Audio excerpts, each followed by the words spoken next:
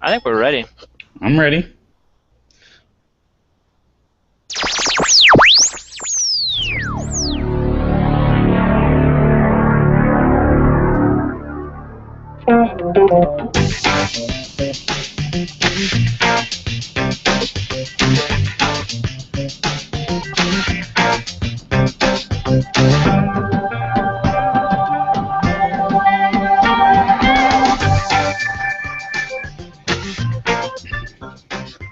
Welcome to episode 154 of the Furlo Bros Tech Podcast. Today is September the 7th, 2014. I'm Matthew Dean Furlo, and this is my Destiny-playing, cowboy-beating, iWatch-wearing brother, James Furlo. And I was also wearing a hat. It's throwing me off, dog. I'll be honest. Sorry, I don't know how to wear the hat with the headset on and have it look cool. Okay. It looks cooler without the headset on. All right, I'll take your word for it. It's funny because it sits a little lower. It's not quite as out there. Yeah. Well, what's funny about it is because it was sitting on your head, I thought it was one of those like Google image layovers where they were like, you know, you could like do like the beards and stuff. But I was like, dude, it's turning with your head. Like, are they like 3D rendering your face so that it gets the right angle? I was blown away. But here, let me see here. See if I can. I need like a headset that will see. My hair looks really nice today too, huh? My hair looks like garbage, but I got a haircut yesterday. See if I do that, it sits a little. Oh yeah, that's nicer. I'm gonna try this. Let's see how long I can keep this headset on my face for. All right, sounds good. Yeah, I knew you'd appreciate that. I was at a party today, and it was a like a multiple generations thing, like celebrating decades or whatever, and. So my wife was like, dress up like 40s, so she made me get this hat, and I dressed up. Random. Turns out we were like the only two, and so. That were at the party? No, that were dressed up old school style. Everyone else was regular summer garb. They kind of missed the whole dress up memo. So I ditched the hat real quick, and everyone was like, wow, you look really dapper today. I'm like, oh, yeah, thanks. Just trying to look nice for a summer picnic party. Oh, my gosh, that's awesome. That was classic. Oh, that's super awkward. But it was fun. That's cool. You know, sometimes I like to just stick with it, you know, like, whatever. No, I'm just dressing. I don't understand why you guys look so terrible. I'm not that guy. You're not that guy? No. Okay. But I totally get that you could pull that off. You are that guy. I do like to just show everyone, like, we're all gonna go out to the bar, everybody else showing up in like t-shirt and jeans, and I'm like, nice shoes, like nice pants, nice shirt. All right, I'm gonna say this again. Okay. Because you have to watch How I Met Your Mother. Okay. I told you this like 6 months ago. I know. It's beyond true. You will love it. You live that life. I just thought you should know. All right, cool. All right, I'll try it again. Yes. I'll give it a go. It's on the Netflix, yeah? It is. Okay. It is. I'm still waiting for the last season because I haven't seen it yet, and I want to find out how he meets their mother. But that's craziness. You know, also related, and we got to talk about this later. I finally saw the movie Her. Oh yeah? I saw it on an airplane, and is that incredibly awkward? There's a scene early on-ish in the movie that I'd be totally fine with in like the privacy of my own home, but sitting next to like a 12-year-old girl, I was like, you know what, we'll try this again later. Like a new pregnant lady to kind of make it awkward, huh? Yeah, exactly. It was, and I think I actually like powered through that scene. It was like, no, that's got to be the worst of it. And at some point, I was just like, no, you know what? It's just too risky. I can't. No, oh my god. Visually, that was the only bad scene. Okay. All right. Well, yeah, I think it was just the rest of it was just it was like I said, privacy of my own home, but like in a public forum, yeah, it was pretty weird. Yeah, honestly, it's that scene, and like I said, because it's computer voice. There's language. Yeah. For sure, and then there's more adult content type of things, but it's all spoken, which is weird. But no, there's another. Never mind. Anyways, that's not what we're here to talk about, James. We're here to talk about other things. We'll get there. Actually, that is way more what we're here to talk about than what I wanted to talk about during our normal interest stuff, which is like the Niners whomping on the Cowboys. Yeah, I saw that. Which, go Niners. It's nice to be back in season. I'm going to try fantasy football again this year, which I know what you're thinking. Perfect timing, like, as the season started this week. Yeah, I noticed I did not get the invite this year, by the way. Well, it's, yeah. I figured it wasn't me. No, it wasn't. But he's so funny because the organizer is getting antsy again, and he's organizing it with a different group. And he's like, I need you to be part of it. I was like, I don't do it. I don't care. Don't cur. So we'll try again, and I'll disappoint everybody again. But you know what we should do? We should figure out a way to do it together. I know a friend. He does not care at all, but he gave his account information. And maybe this doesn't work, to a friend who cares a ton who was in that league. Yeah. And so he essentially was managing 2 teams that year, and they got first and second, so that's cool. If you want to participate with me, yeah, that'd be awesome. Of course, I think my level of involvement is just slightly higher than yours. Which is a major improvement, because that means you have any level of interest in fantasy football. I think I made and trade last year. Oh man, that was one more than me. Well,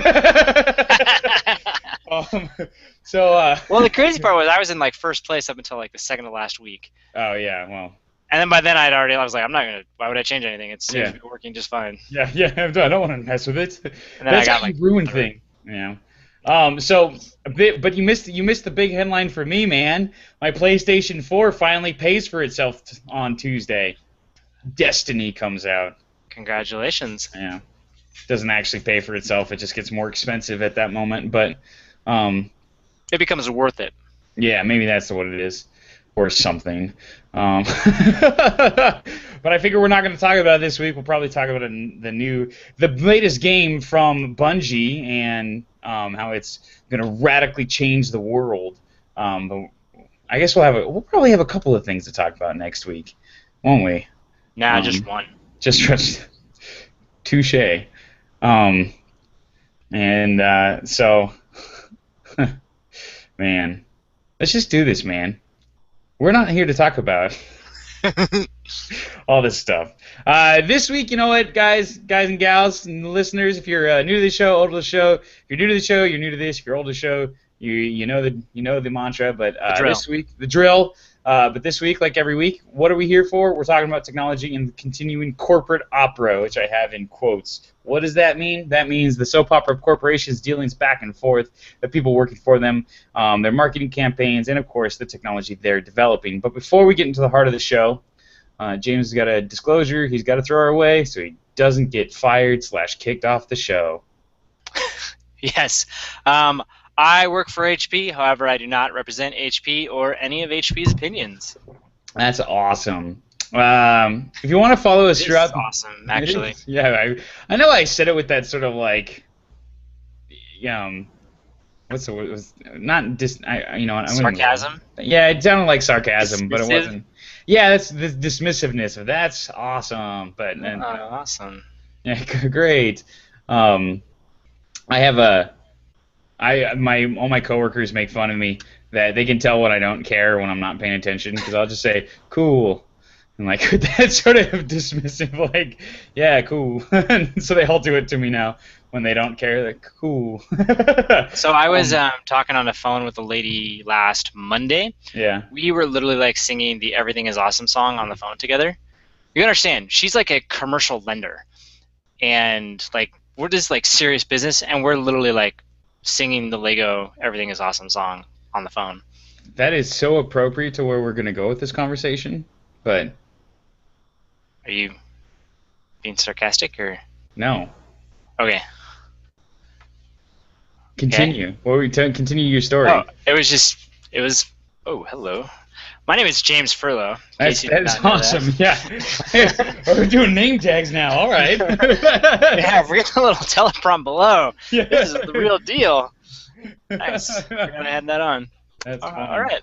Good thing I didn't go anywhere. Anyways, see, I was at a party. Yeah, we were singing "Everything Is Awesome," and which is another fantastic movie, by the way. Mm-hmm. What? I'm totally lost my train of thought now. I don't know. Tag.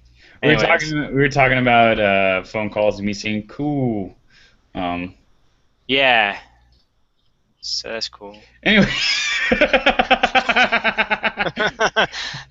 Woo! Yeah, So just like that. so if you want to follow us throughout the week, moving on, you can do that. We do all sorts of fun, cool things on social media. My Twitter is at Matthew D. Furlo.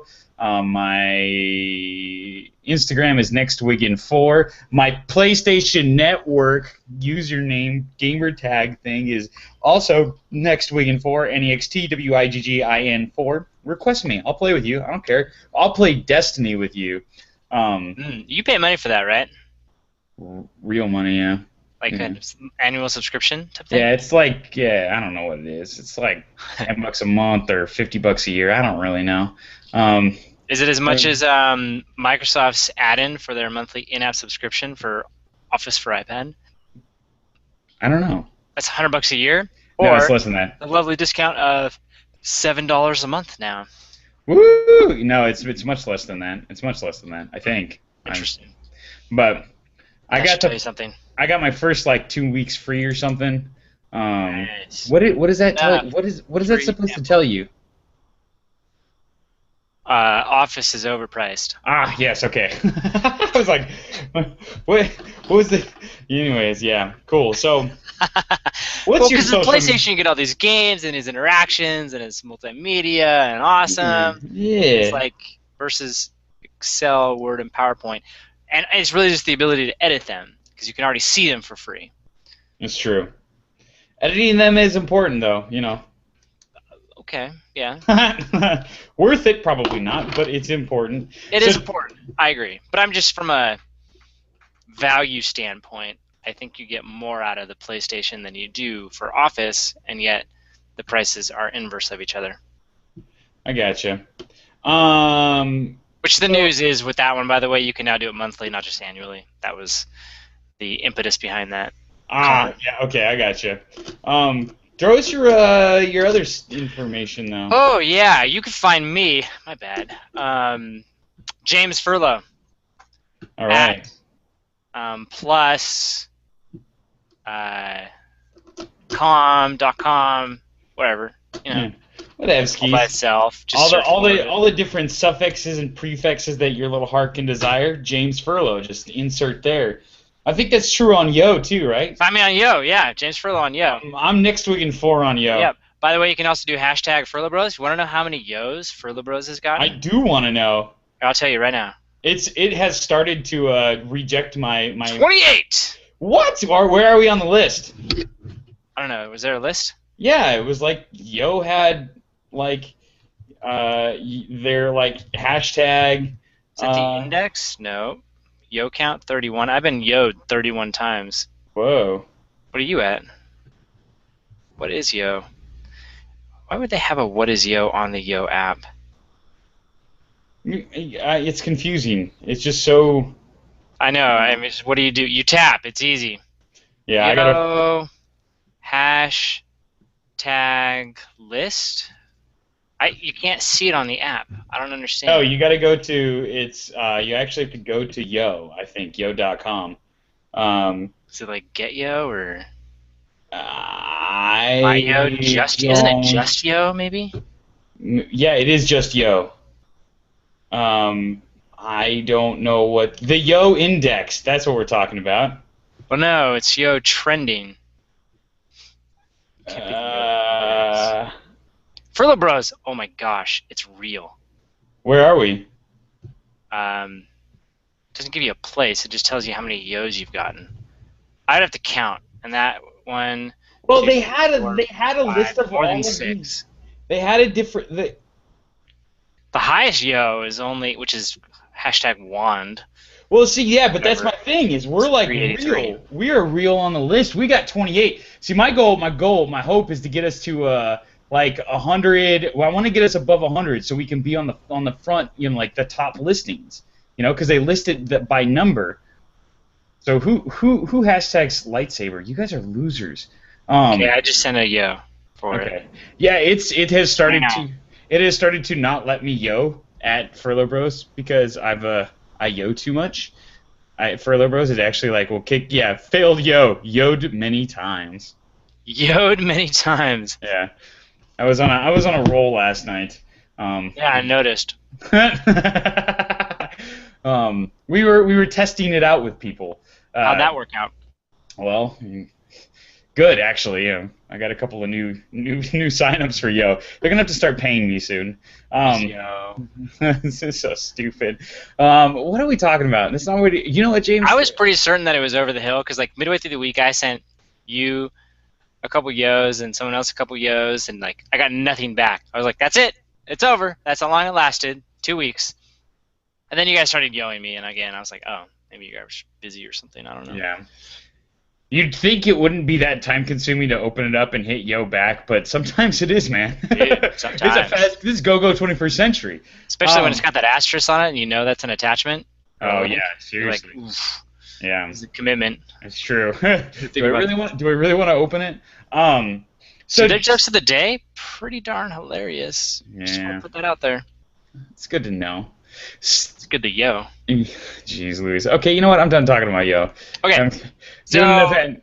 You gotta finish the intro still. We're still on that. Do I? Oh yeah, that's right. So if you want to know more about about us, what we're doing, we put all the articles we talk about this week. We'll put it online at furlobros.com. All sorts of cool information there. Clicks, links, the podcast, the YouTube channel, all that good stuff is there. So go check it out and make comments or whatnot. You know, interact with us generally. This is the internet. This isn't a one-way street. You know, it goes both ways. So like I said, I watched the movie Her. Mm-hmm. It is an interesting, thought-provoking piece. Now, for like full disclosure, there's definitely language and visual, audio, adult situations there. It is not for children. Not for children, probably not for adults, but you know, whatever. You've been warned. I was not ready for it. Let me put it that way. Yeah. It was not fully communicated in the letter R, but that's what I was signing up for. But they meant it this time. Yeah. So, because sometimes you're like, whatever, you know. So they said the F-bomb a couple times. They said it more than a couple times in this one, but there you go. So the premise is a guy is lonely, just broke up with a relationship, and signs up for this new OS, who is it's a learning adaptive IA essentially. What is it? What'd you call it? An IA? IA. Ink Advantage. Ink Advantage.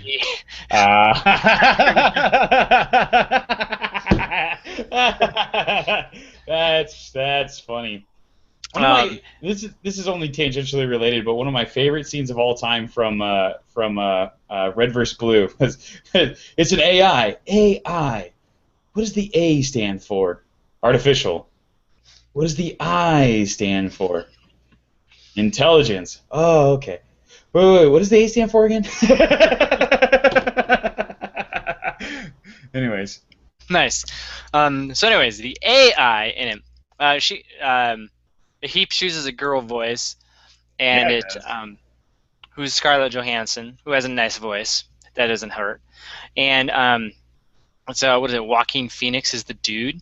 Joaquin Phoenix. It's a very emotional guy.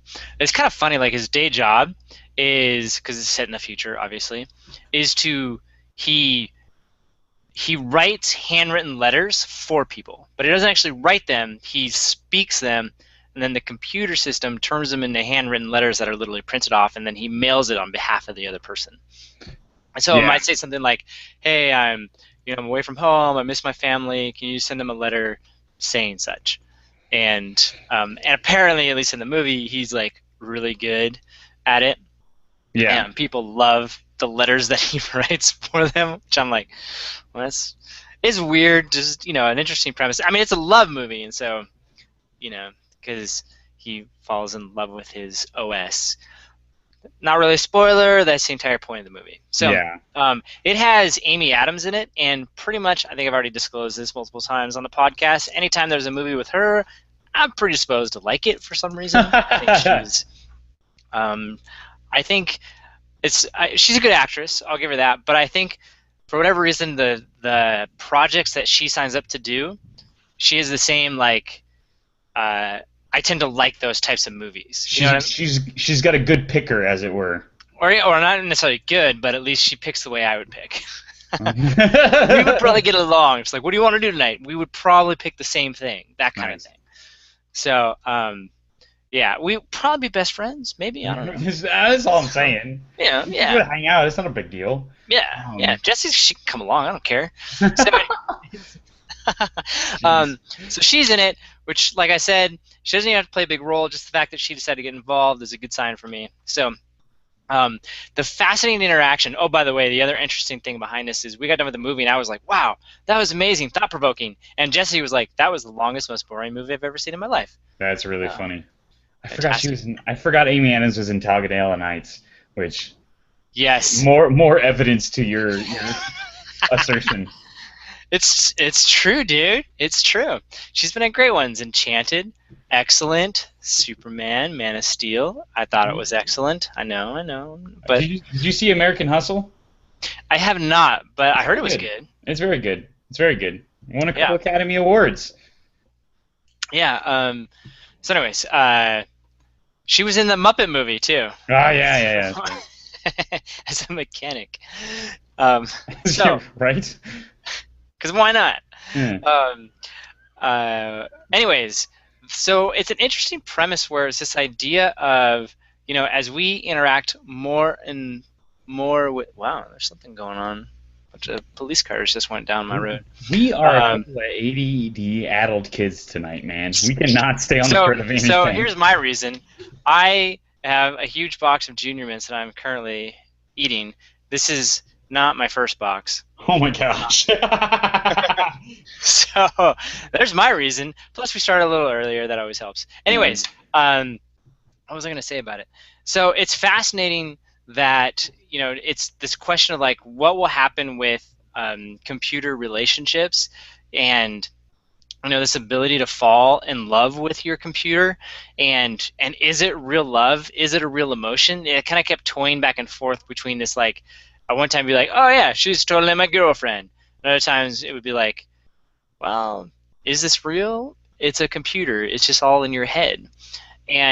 But sure, they take it to the extreme of, you having a quasi-physical relationship with your operating system.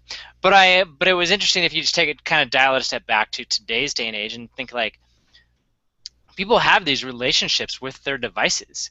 And they're real. You have them with your phone. Probably is the most prevalent one because it is such a personal device, and and it is in this kind of like, and there was this divide in the movie of people who were like, no, that's weird, and people who were like, oh yeah, that's totally normal, awesome, cool, have it, and that's definitely something that we feel in today's culture where people are like, dude, it's just a tool. You don't have a relationship with your device. I don't caress or kiss my phone or anything. I don't. Mostly because of the smudging. Right. But it would be bad for the device. Yeah. I don't want to hurt it. Exactly. It's out of compassion. But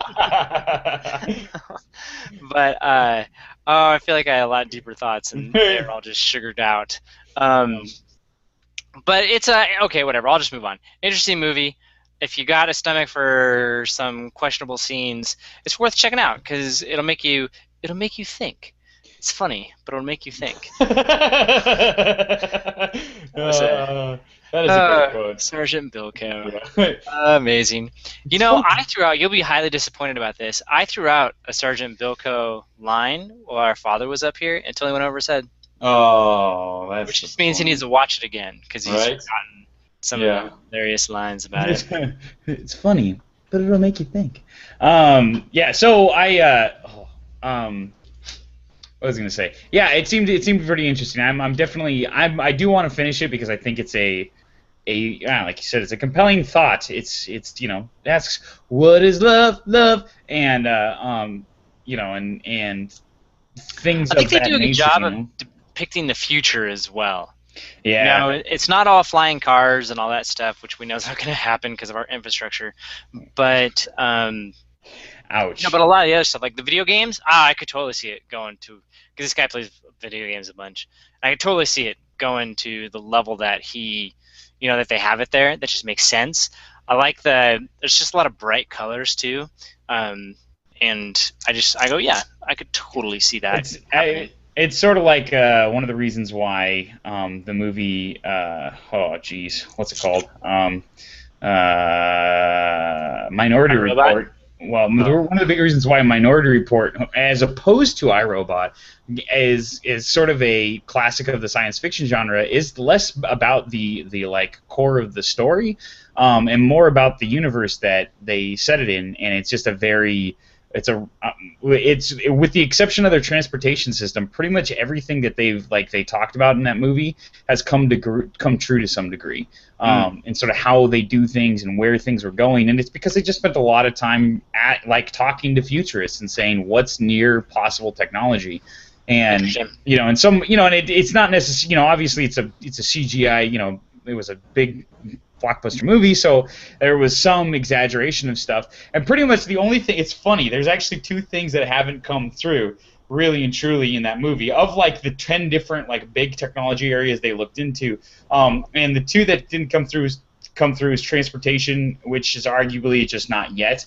but the other big one is is what everybody refers to as the Minority Report effect, where he's like using hand gestures to control a computer, which is funny because that's like the one that you would think would come quickest, and it just doesn't make any sense is what it comes down to, it like from where we are at right now.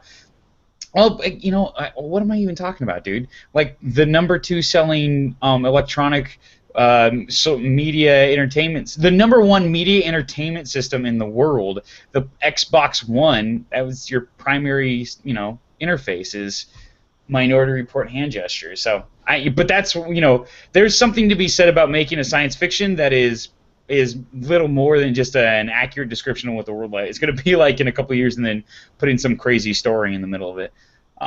Yeah, which I thought they did a good job of that one. What's interesting too is that the Motorola released, in addition to the new Moto X and the Moto 360, which we'll talk about a little later, they also announced the Moto Hint, which is a Bluetooth device that looks shockingly similar to what's in the movie.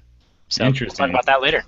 Cool. So I didn't want to throw this in there. This is only like vaguely technology related, but my favorite kind. I think it's important. It's my favorite engineering company in the world. They are a manufacturing company, and they're what they do is just amazing from a material science perspective, from a injection molding perspective, just manufacturing, distribution, marketing. They spread the gamut of really crazy, awesome things that they do. And that's how I'm justifying bringing up the fact that my boys from Amsterdam, where are they from? The Netherlands? I think they're from the Netherlands. I don't know. Lego is now the world's biggest toy manufacturer. Wow. They have beat down Mattel and their line of Barbie dolls. Who wants Barbie dolls? Nobody. That's the answer. They want Legos. Lego Barbie dolls, but yeah, Legos. Yeah, right. And actually, it's funny. I don't think they get quite enough credit as a company for this. Denmark. That's right. I knew that. They don't get quite as much credit as in these articles as I think they deserve for.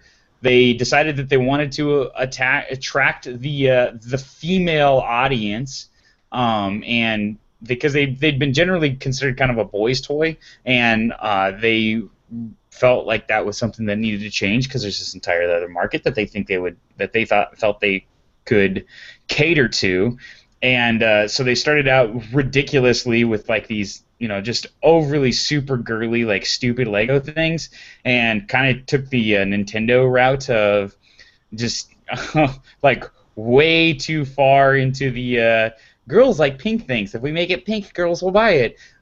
Forgetting that, like, girls are human beings too. And so if you just make, things that girls are, it doesn't have to be pink. And so they went into stuff like, Well, I thought the biggest problem was they made it so you couldn't build. They didn't think they wanted to build. Right, exactly. Well, so they went, yeah, that's right. So because that was like their first pass, was like they weren't really Legos, they didn't interface with Legos, and then they're like the next step was to make them actually out of Legos, but just have them be like bright pink colors and princess castles and stuff. And where they really have like finally kind of got into their rut is just making rut? a rut in a good way. Rut is a. They finally reached their stride. Well, yeah, that's okay. I'm fine. I'm trying to reclaim rut as an okay word. Are you? It's a neutral. Yeah, actually, I'm using that right now. No, I've been using a lot more in terms of like what an actual rut is. It's a path. It's a thing that just kind of becomes self-guiding. You used to like you wanted your cart to get into the rut because then it would just lead the horses for you. You basically didn't even have to think about it. That was the point of the rut. Everybody, why are train wheels the length that they are is because all the cart makers that went over to building trains, they all had a set distance, and that set distance was set by the ruts in the road. How did the ruts get there? Well, they'd been there since Roman times, the Roman chariots. How did the Roman chariots decide what the length of their axle should be? Well, it's the width of two horses side by side. It's a weird engineering fact. Yeah, I think at the time they took it all the way to the size of the rockets. Yeah, it's the size of the rockets that carried the space shuttles into space are set because in order to transport the rockets from where they were manufactured to the launch site, you had to get them through train tunnels, and the train tunnels were determined by making the minimum size to fit a train. And guess what the minimum size to fit a train was? Yeah.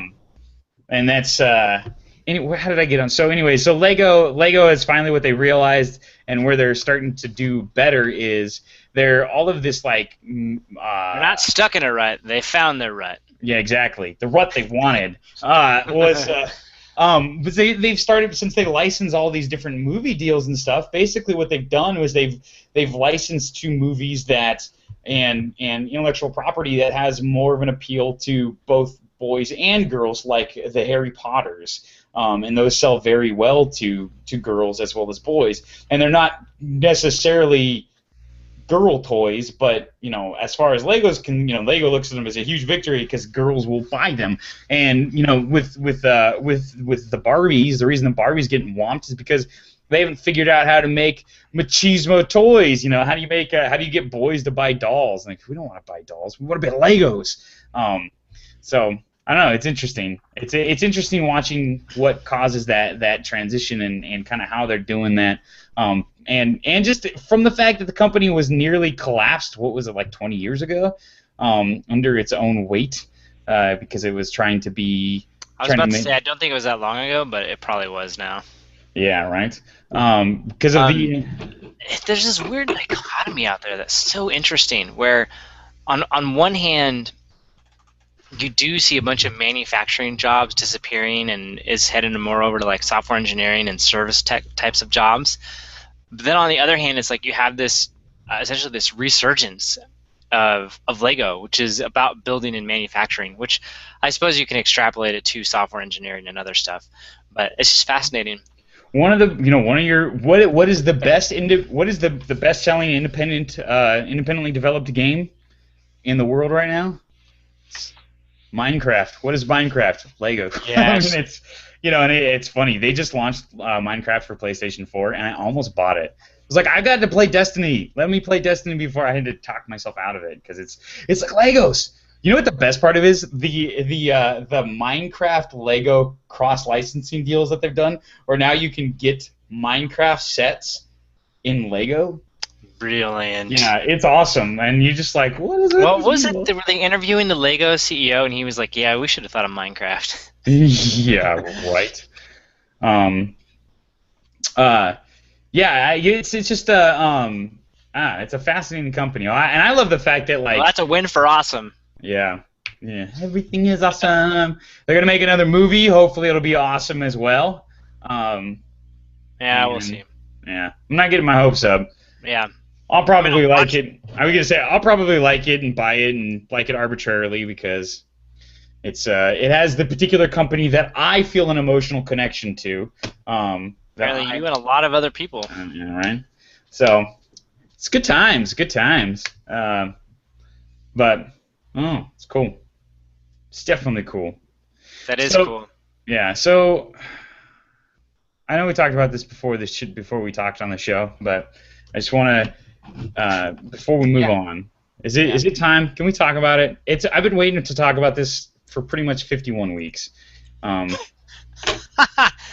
I need to go and sell my phones. This should be my reminder. Like yesterday. I know, it's coming. I'm going to do it tonight after the podcast. Yeah, you really need to, because Tuesday morning... I have until the 9th. When is that? Tuesday... I have until tomorrow, but I'm going to do it tonight. Okay.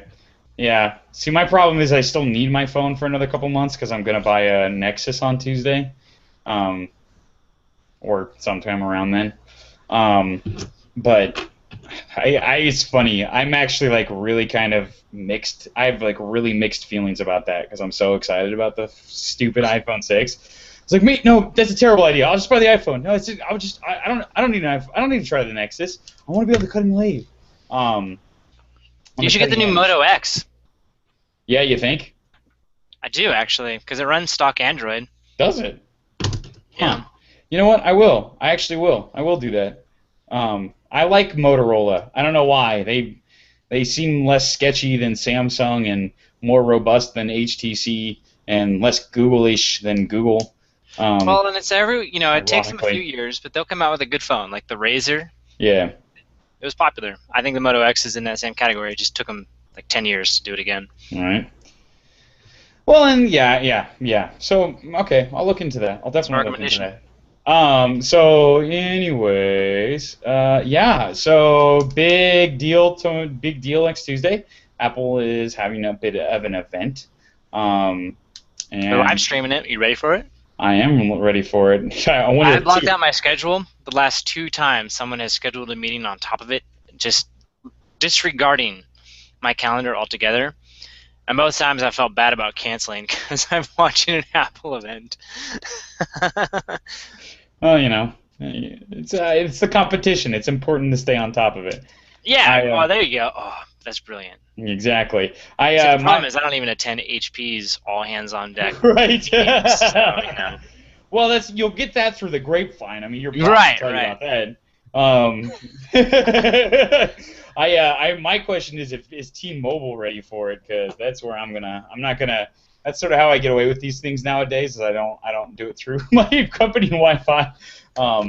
But it's actually, I don't even know how I'm gonna manage this on Tuesday because we have a bunch of guys in from Singapore looking at projects we're working on, and it's like a big. Well, you know the right thing to do, but. No. I'm trying to figure out how to do what I'm going to do. I know.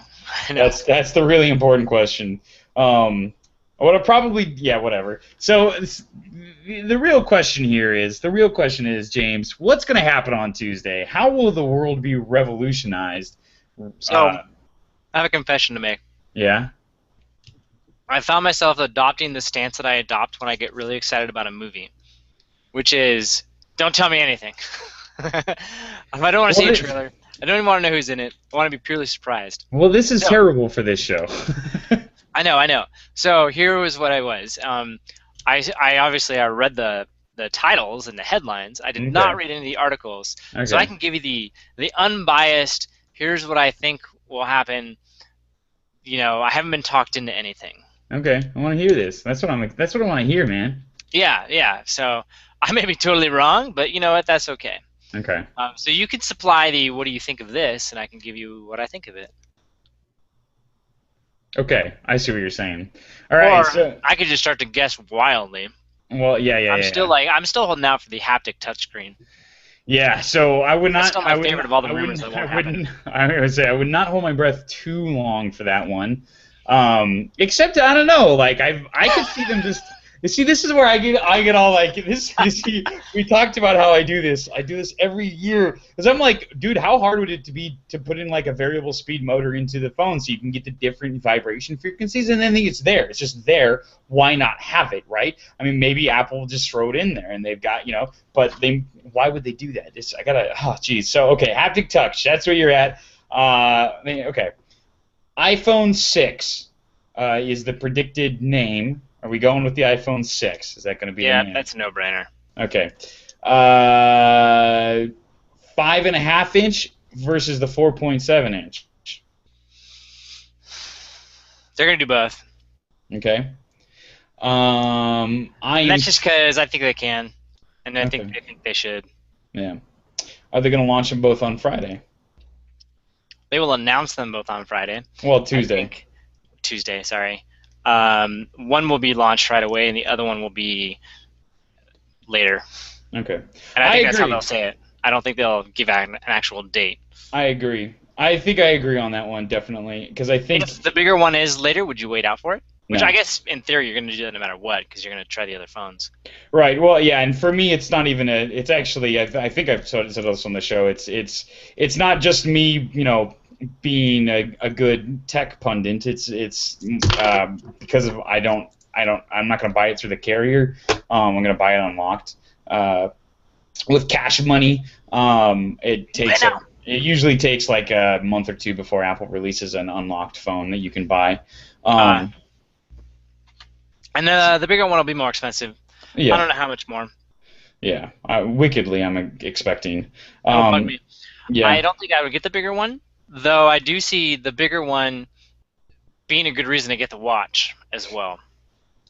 Okay, so you're a big device that you're not going to pull out all the time. Yeah. See me, I'm actually, if they came out with 3 different, so this is a further question. Are they going to come out with a 5-inch phone or a 4-inch phone? Wait, what? So this is your 4-inch phone, your iPhone 5S. Is it 4 inches? Yeah. Yeah. Are they going to come out with? What were my options earlier again? I already forgot. So there's the iPhone 5S is 4 inches. The iPhone 6, there's a 4.7 model, so 0.7 larger, and then a 5.5 model. Really? 5.5 would be big then. It would be gigantic. Go away. And the iPad Mini is how many inches? The iPad Mini is 7.9, I think. 7 point something or other. Yeah, that sounds right. 7.9, and then the normal iPad is 9.7. Right. Okay, this is actually getting harder now. They get rid of... Well, they're obviously going to keep the 6S around. 5S? Yes, the 5S, or some derivation of it. Yeah. See, now that's my question. Does it become the 5C? Could be. I wonder if they're going to stick with that, just sort of as a Apple belligerence that they sometimes get into, where they're like, to prove their point that they think the 5C was a success, they'll put the 5S into the plastic case and say, look, it's still a great phone. Leave us alone. Maybe. If they're coming out with the different sizes, I could see them not doing that and just, getting rid of the plastic. It all kind of depends on sales volumes too, which we'll never know, but they do. Yeah. I could see them keeping that, and they go, there's your 4, then you got a 4.7 and a 5.5, and it's your 3. Yeah. Like normal. Would that work? No, you'd still have... And then then the 5S would become a free one with a contract? Wow, that would be...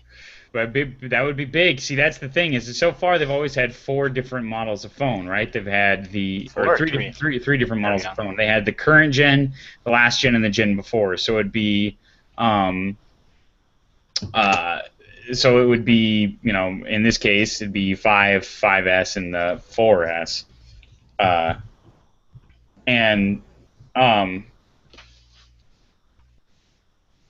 Yeah, so I don't know. I don't know. I just don't know. I'm inclined to think that they're gonna have 4 different models. I'm inclined they're gonna oversaturate the number of models that they need and want and have. So that was my gut instinct, but I also know that they have an aversion to that kind of stuff. Yeah.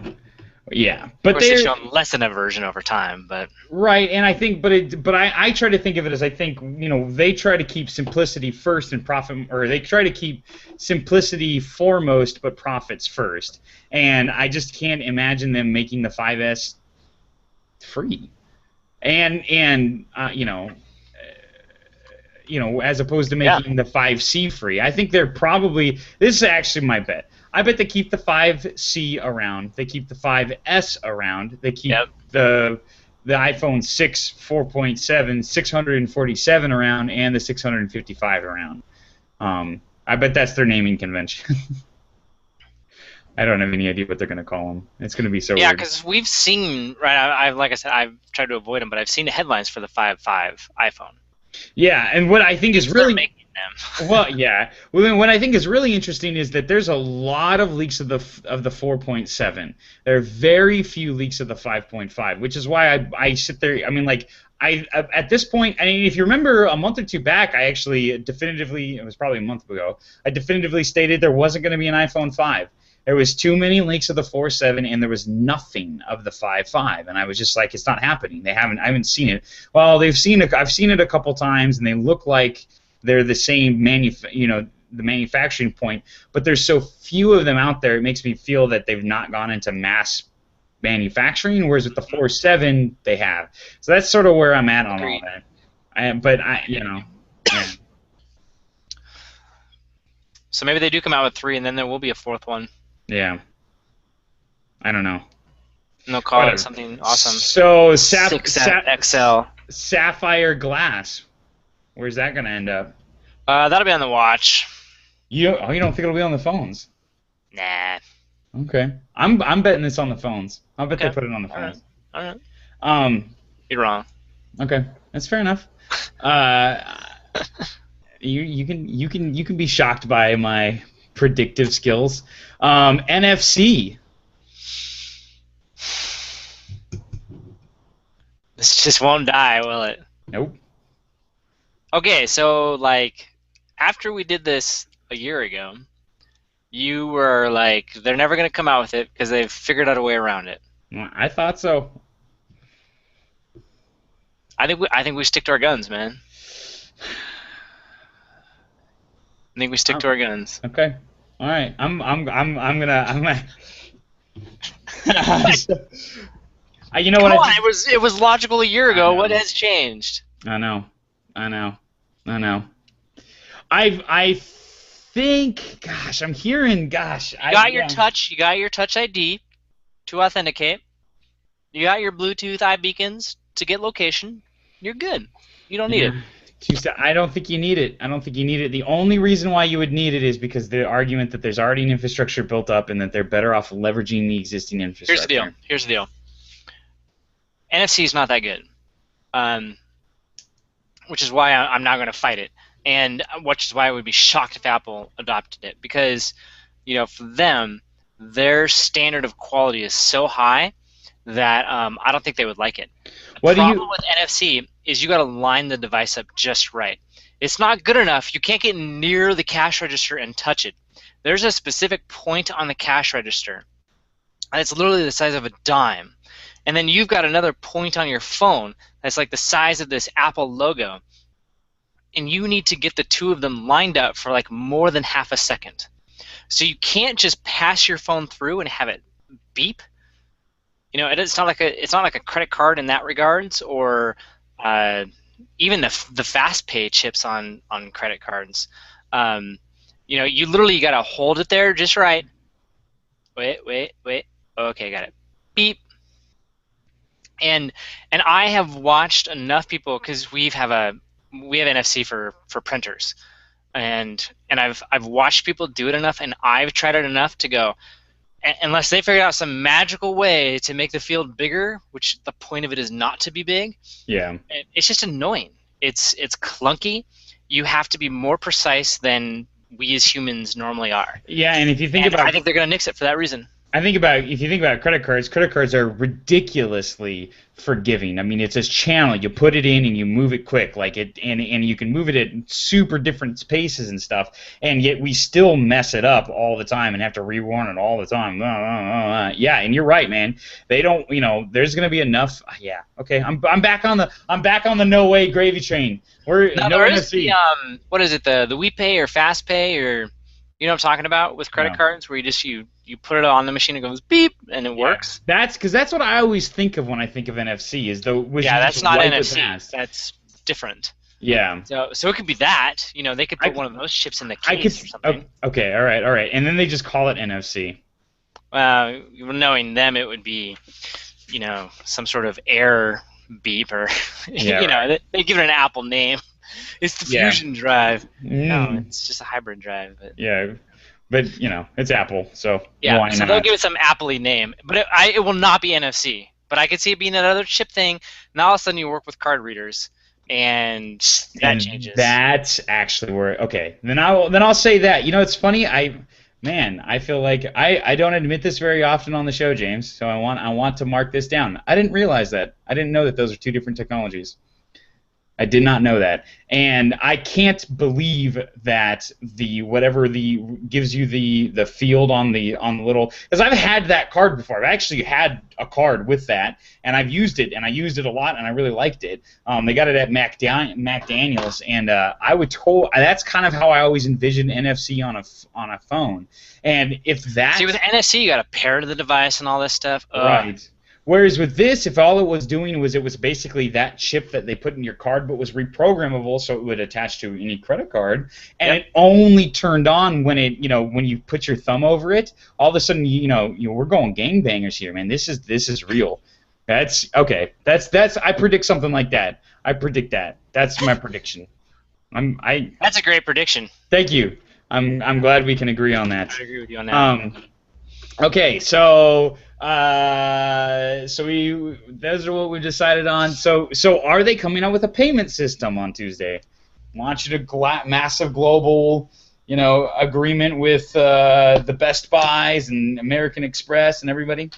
According to the rumors, they're obviously doing something, and I'm getting to where they're not going to replace credit cards, but they will become a credit card essentially. Yep. Yeah, I think they're going to probably via the way we just said. I think your iPhone is about to become an American Express credit card. Oh, I'm so pumped for that. Yep. That's actually exactly what I think. They're going to have. There's that one company. What was their name again? Where they were that single credit card and you could load 5 of them on it. They're so gone. They're done. They're done. It was a good idea. It was it. Well, yeah, and then they got quagmired in a bunch of different stuff. That company's so over. Well, it's funny. You and I almost bought it before we were like, wait a second. No. And then it turned out like it could be like someone could come along and say, I think this is fraud, and you've stolen the card. Yeah. There's nothing you can say about that. Maybe. No, it's really mine. Yeah, exactly. But yeah, this. I think you're gonna have. I think they're gonna launch something on Tuesday. I really do. I think they're going to do a mobile payments thing. I agree. Okay. All right. Okay. This is turning out to be quite the show, James. This is going to be Tuesday is going to be exciting. I'm glad we're getting this all right. I'm going to listen to the show again after Tuesday. Right. I'm not taking notes. Yeah. iPads. I was thinking about that. We've heard nothing. But yet, it'll have been a year since they've done an update, huh? Yeah. Plus, Yeah, what was up with that? Because it was like last year they did 2 updates within a year, huh? Yeah. With the lightning cable stuff, and they've done a couple of. I don't think they're going to do anything with the iPad. I'd agree. I mean, I think the iPad. There's going to be a deafening silence of the iPad, and people are going to make a big deal out of it to try to, punish the stock as much as possible. I think it's completely insignificant. I think they treat the iPad. That's another prediction: the stock will fall. Oh yeah, right. That's not even. Started. I mean, that's not even worth predicting. That's just a given. Sell now if you bought when I told you to earlier in the year. Exactly. You've been warned. Yeah, or just hold on to it until it ride. No. Sell tomorrow. Oh, good point. by Wednesday. Yeah, good points. It's easy.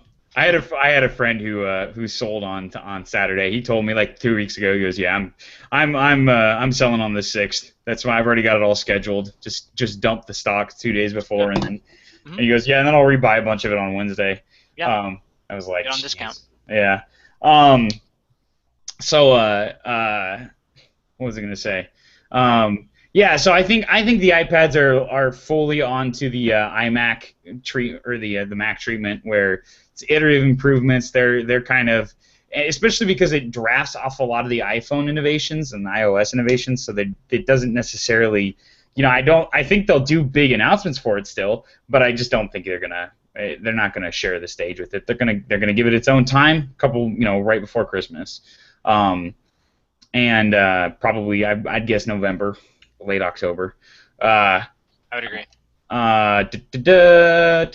Okay, well then, so what is inside the big white tent? A big white tent. Oh my goodness, you really haven't been paying attention. I told you. So at the Yerba Buena Center, they set up this big white tent, and by big white tent, I mean it's almost as big as the Yerba Buena Center. Really? It's gigantic, yeah. It's like this massive thing that they've been setting up for the past past week and a half. Wait, is it in front of it? It's like right next to it or behind it. I don't know where it is. I spelled Yerba Buena. It starts with a Y. Yerba Buena. Apple. I'm gonna say Apple Tent. 2014 iPhone. An announcement. I think it's at the Yerba Buena.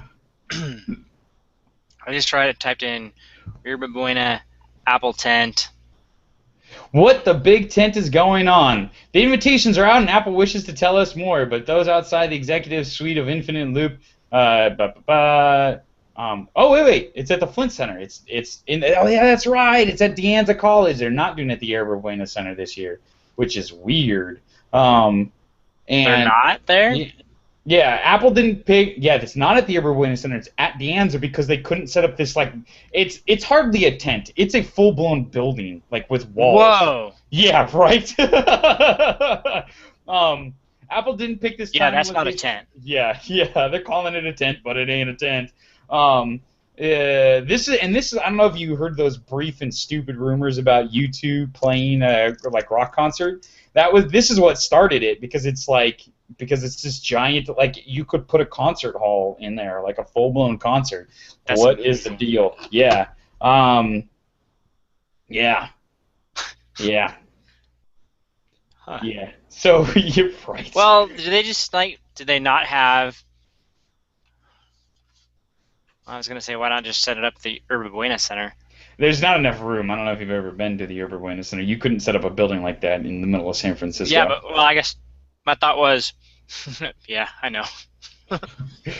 My thought was maybe that's where they'll do all the demos and stuff and let you walk around.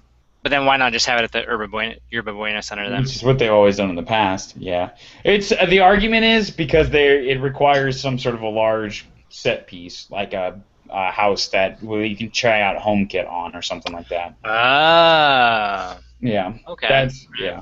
That sounds logical to me. Yeah, I'm actually trying to. I feel like this is really good blotter to get people excited.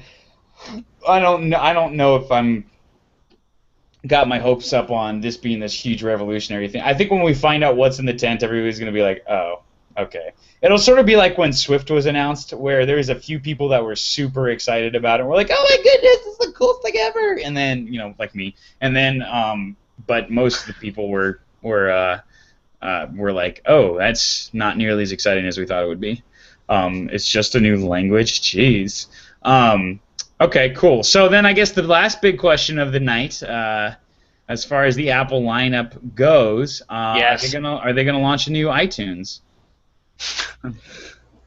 The answer is yes on that, by the way. But no. So are they gonna announce the new iTime?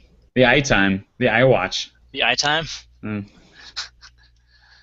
The iClock, maybe? Yeah, right. The iWristwatch? That seems... What do they call it? AirTime. I like that. It's gonna be an I something or other. Yeah, I know. um, I think they will announce it, and then I think we said this last week. I think we said it in passing. Hmm. And they got to submit the docs to get it all done. So they haven't actually started manufacturing it yet, but they want to tell us about it. Yeah.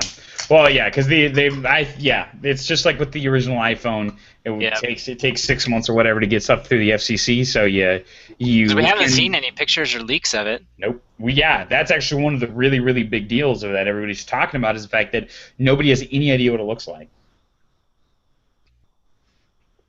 There's no knowledge. It's completely. They've done a good job of. You know what they did? I love this. I love this about Apple. This is so brilliant.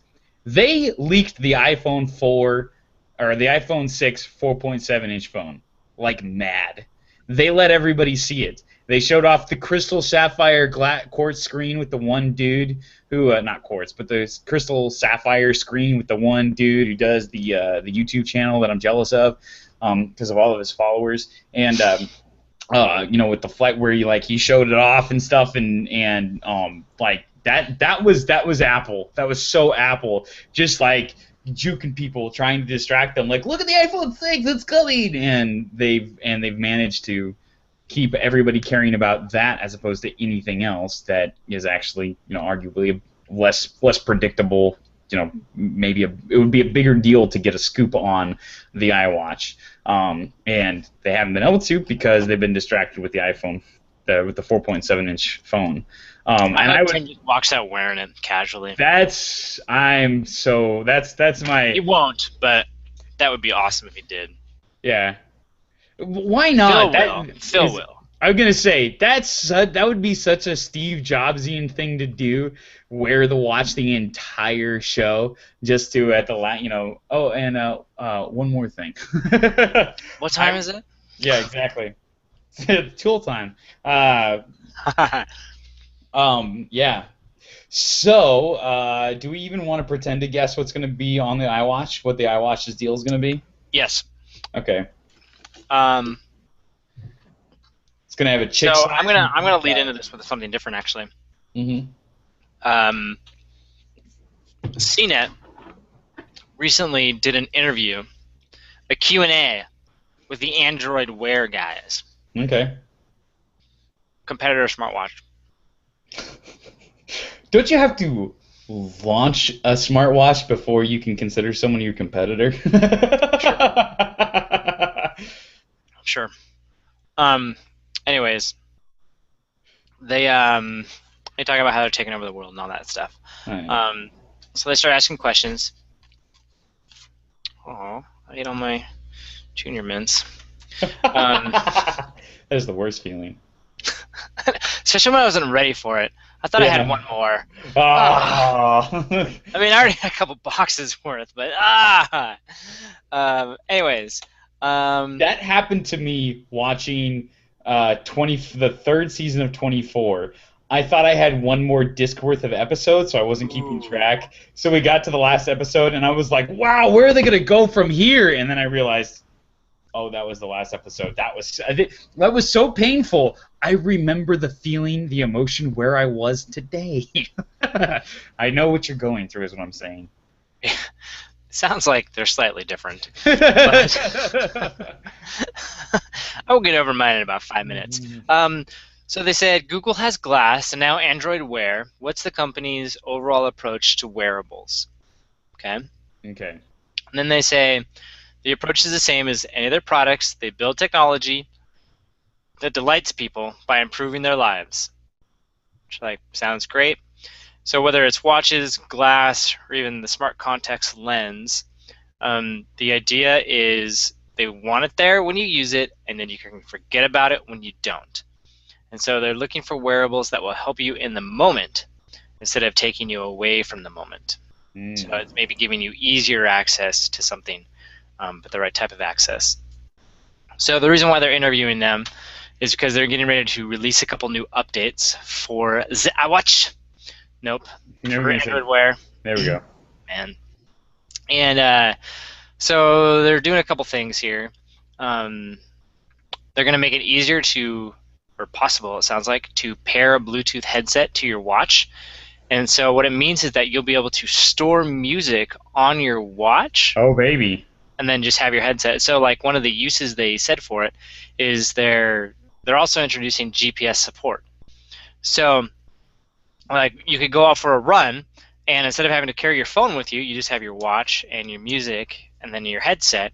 You track your run, listen to your music, and then when you get back, it'll just sync it all with your device into the cloud and stuff. I love that. Yep. So that was one of their like use cases for it. And then another one that they're excited about is they will allow third parties to develop watch faces, make them available on the Google Play Store, which are like, yeah, I feel like you should have already had that, but whatever, they got it now. But Apple's not going to do that for a year, so they have time. Yeah, maybe. Yeah, what they were saying is that they actually haven't released an API for that yet, but third parties have figured out workarounds already to do it. So so we're really excited to see now what they're doing. And then he kind of got into, he tried to dig into this interesting like place where he was like, when are these updates coming out, and can we expect them to roll out on all the devices? And his point was, you don't have to go through the carriers anymore, and you guys aren't open sourcing this stuff, so how is this different? And it was kind of a weird, you could tell he was trying to get them to admit that the whole open source thing didn't work as well as they wanted. Yeah. and they have an opportunity to do it different here, and they are. And these guys were they did a good job of not admitting that, but saying it essentially. Yeah. And he had to ask it like 3 times to kind of parse it out of them. But essentially they were like, yeah, we don't have to go through the carriers, so that's a little bit easier, so we can get them faster. Device manufacturers will still be able to layer their own preloaded apps and stuff, and they do have skins that they can make for them, so that's still there. But it sounded like fundamentally they're not going to have the code and be able to change the code. Right. They got to play within their framework, so you can't do what Amazon did. You can't just take it over and go, this is ours now. Yeah, so, watch Amazon try. Yeah. So there was a slight distinction there, and you could tell that they were like, yeah, we should have done it this way from the beginning instead of open sourcing it all. But that's okay, that's fine. Well, Microsoft had it right with the Xbox, and so did PlayStation Sony with the PlayStation, and everybody else who's ever done that except Microsoft or Linux. But yeah. So then, they were asking him about, how do companies differentiate themselves? And they were saying the other thing that they're really working on is adding the ability to read a bunch of sensors in your phone. So, like, if a manufacturer adds GPS, okay, now we can read that. If they add, light sensors or altimeters and barometers and thermometers and stuff, they're like, we'll create the software and the APIs to read those sensors, and then we'll leave it up to the manufacturers to decide to include them in the device or not. To which they started talking about that, and I was like, man, G-Shock was just massively ahead of its time. I want to show you a bug. This is apropos of very little what we're talking about. This is I have the text messaging app open on the iPhone. Put your finger over the light sensor. Immediately turns off. It's cool. This is the latest update. It's a total bug. I don't know what caused it. They haven't fixed it yet. I'm assuming because they're going to launch a new operating system on Friday and they don't have time. Right. But yeah, sorry, talking about sensors and then sorry. That was a sensor. That's the connection. There we go. Mm-hmm. So anyways, they are gonna have. I was just thinking about G-Shock and was like, man, they really were ahead of their time, and I don't feel bad for them because they made, I'm sure, millions of dollars selling their watches because they're genuinely awesome. I'm gonna say a lot of people probably lived really good lives off of that. So sometimes. Yeah, no. Like I said, I don't feel bad, but they were a company that was constantly adding stuff, to these ginormous watches. I know. I had one that had an altimeter and barometer in it, and it was awesome. I remember us Yeah. We were comparing as we were going up to our grandma's cabin, as passing the different elevation signs, and we were like, James, what elevation are we at? Is it accurate? Yeah. Yes, it was. Which was awesome for like backpacking when you didn't actually have a third-party validation source, and so they're gonna have that kind of stuff maybe built in. There's a part of me that's like, man, I know G-Shock isn't quite what it used to be anymore, just because whatever, for whatever reason.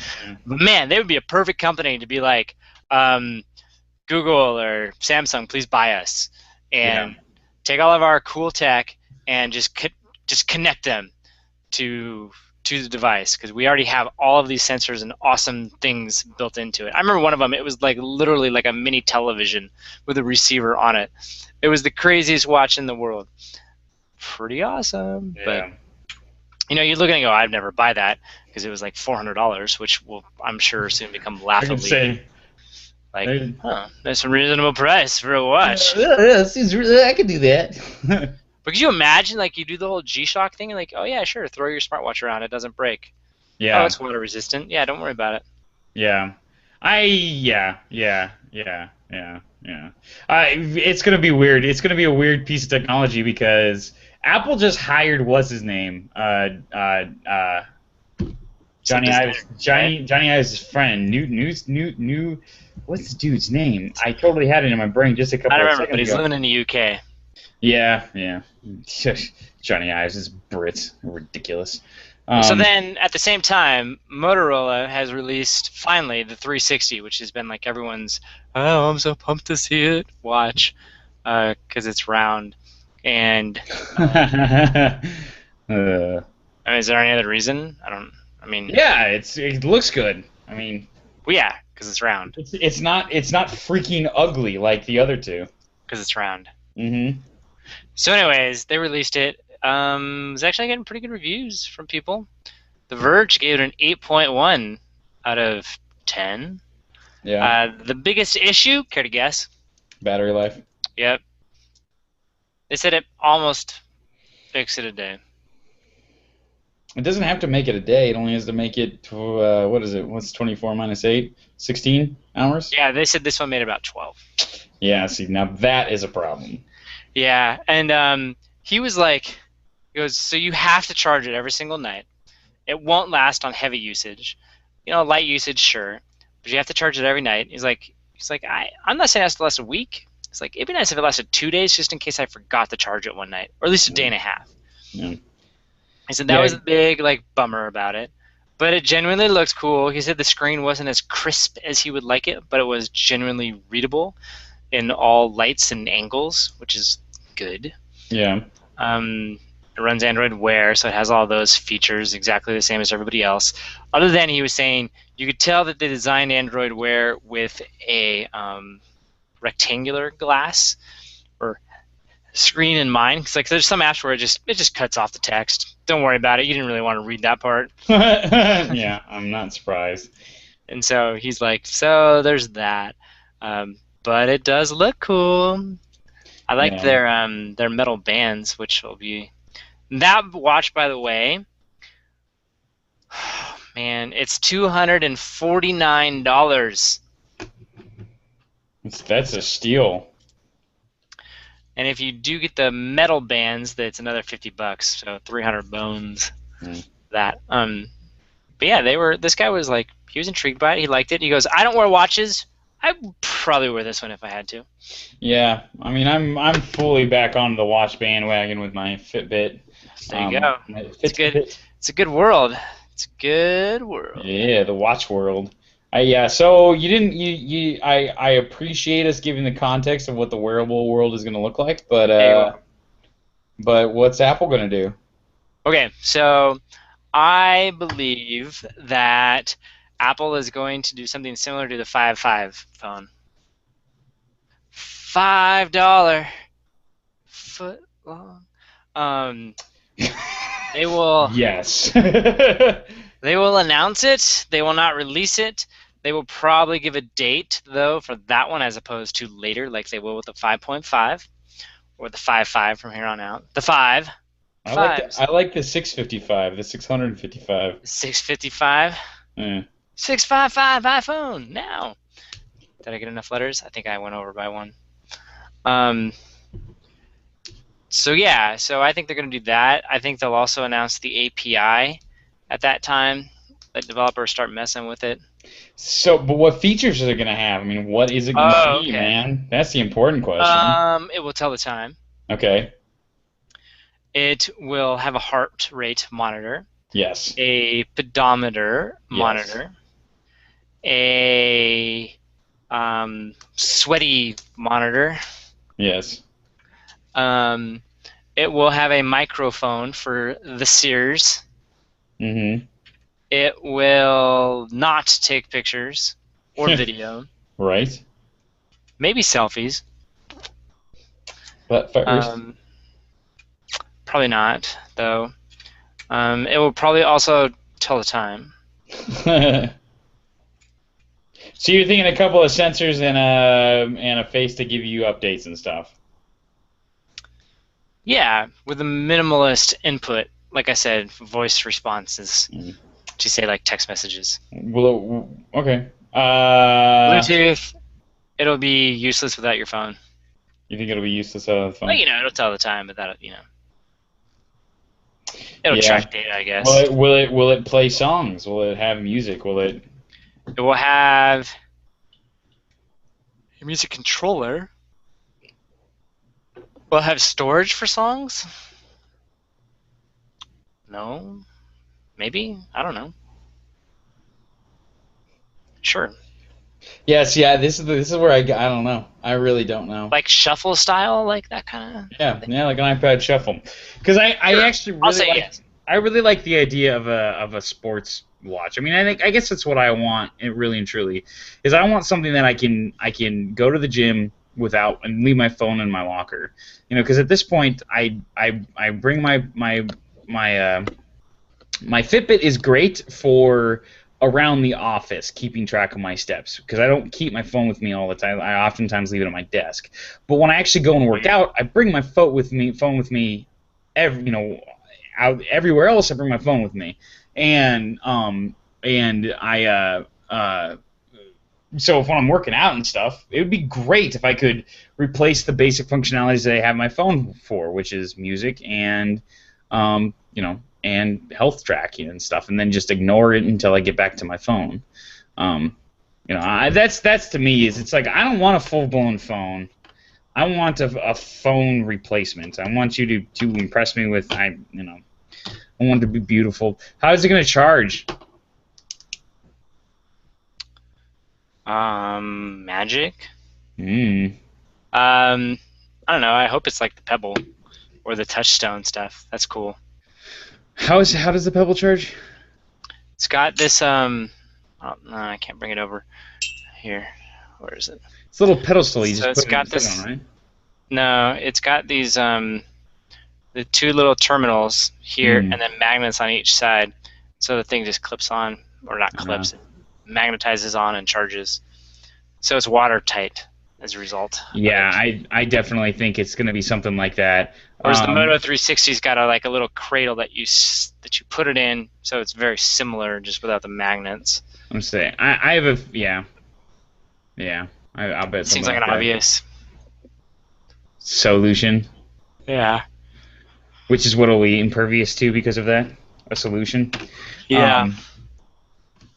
Okay. Cool. It'll be color, touch, screen. Yeah. White, black, gold. 2 sizes, chick size and a dude size. It's the one addition I want to throw in there. $400? $200? $400. I do wonder. We could, for something like this, we could charge $1,000. We could charge $800. We could even charge $600, but we won't because we like you. We'll only charge a low $400 for this ridiculous piece of technology that you don't need, but will inevitably buy. Given culture, though, it's unfortunately, and you saw it, it's just, I don't want to say it, subsidies are awesome. Yeah. For consumers, because I don't necessarily advocate it from a personal finance point of view. Yeah. But we want to sell a lot of these, and the easiest way to sell a lot of them is to make it not a lot up front. Subsidies are awesome. Yeah. And I think if they don't have that, they will not sell as many as they want. I don't think they care. The iPad, as an example. I think they're fine. Smart. They would do a 3G only iPad. They wouldn't do Wi-Fi. Get them all on subsidies plans. They'd sell a ton of them. Yes, even more than they currently do. I don't know. Yeah, if they were all subsidied, you're right. If they were basically free up front, I'm glad they don't. But yeah. But anyways, they're gonna do the same. They're not gonna do that with the iWatch, right? They're gonna do the iPad model. Yeah. That'd be interesting if they had a 3G version. But. I think so. You know, back to what I talked about last week with the tiny little 3G. Yeah. Be awesome. So cool. All right. I guess that kind of wraps up what we expect from Tuesday. Yeah. Okay. It'll be fun. This will be good. I'm gonna like having to defend the company and the decisions they make next week. That it'll come out when I watch. So my recommendation, I read this. I think it was on Lifehacker. You know how sometimes when you have a new account, it asks you for your username, password, and then security questions? Yes. According to Lifehacker, they say ignore the questions and just use that as another opportunity to add another password. The questions are irrelevant. They do not matter. If anything, it is to your benefit not to answer the questions. Right, because it's usually biographical information. If somebody knows you, they can... Yeah. And so I have not gone down the route of just setting a whole nother password, but I now no longer answer them truthfully. I would say this. I answer them all truthfully so that I can use them as a basis for knowing them, but I do have a particular way that I put my passwords in, these security questions in every time that is not necessarily easy to guess. Okay. So I actually use tell us what you do. Yeah, exactly. It's not super clever. I'll give you that. If you know the answers, this is great to broadcast to the world. But it's. I'm not gonna stop. But I mean, it's funny. It actually started because I could never remember what I did. I had security questions, and I just decided that I needed to come up with a really simple method that all of my security question answers, no matter what the actual answer was, they were all formatted the same way. Okay. And because of that, and you, especially because you using all of your different characters and stuff, because of that, it actually became a pretty good system for none of the answers are necessarily real because of it as a result. So yeah, but I get that, and I did that unintentionally, but effectively. But why are you bringing this up?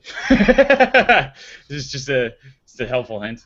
I was reading an article about how I hacked my own iCloud account for $200, and a couple people who tried to hack each other's iCloud accounts to see if it was possible, and they said it was really easy to guess your email, and it was and then the next trick is, what was it? It was, because what you want to do is you want to reset the old password is the trick, and in order to reset it, you needed oh gosh, what was it?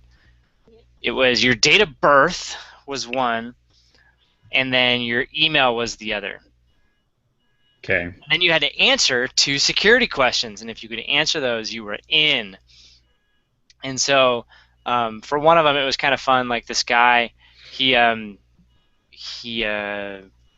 trying to find his friend's birth date. He goes, he had the month and the day, but not the year, because he didn't publish it on Facebook.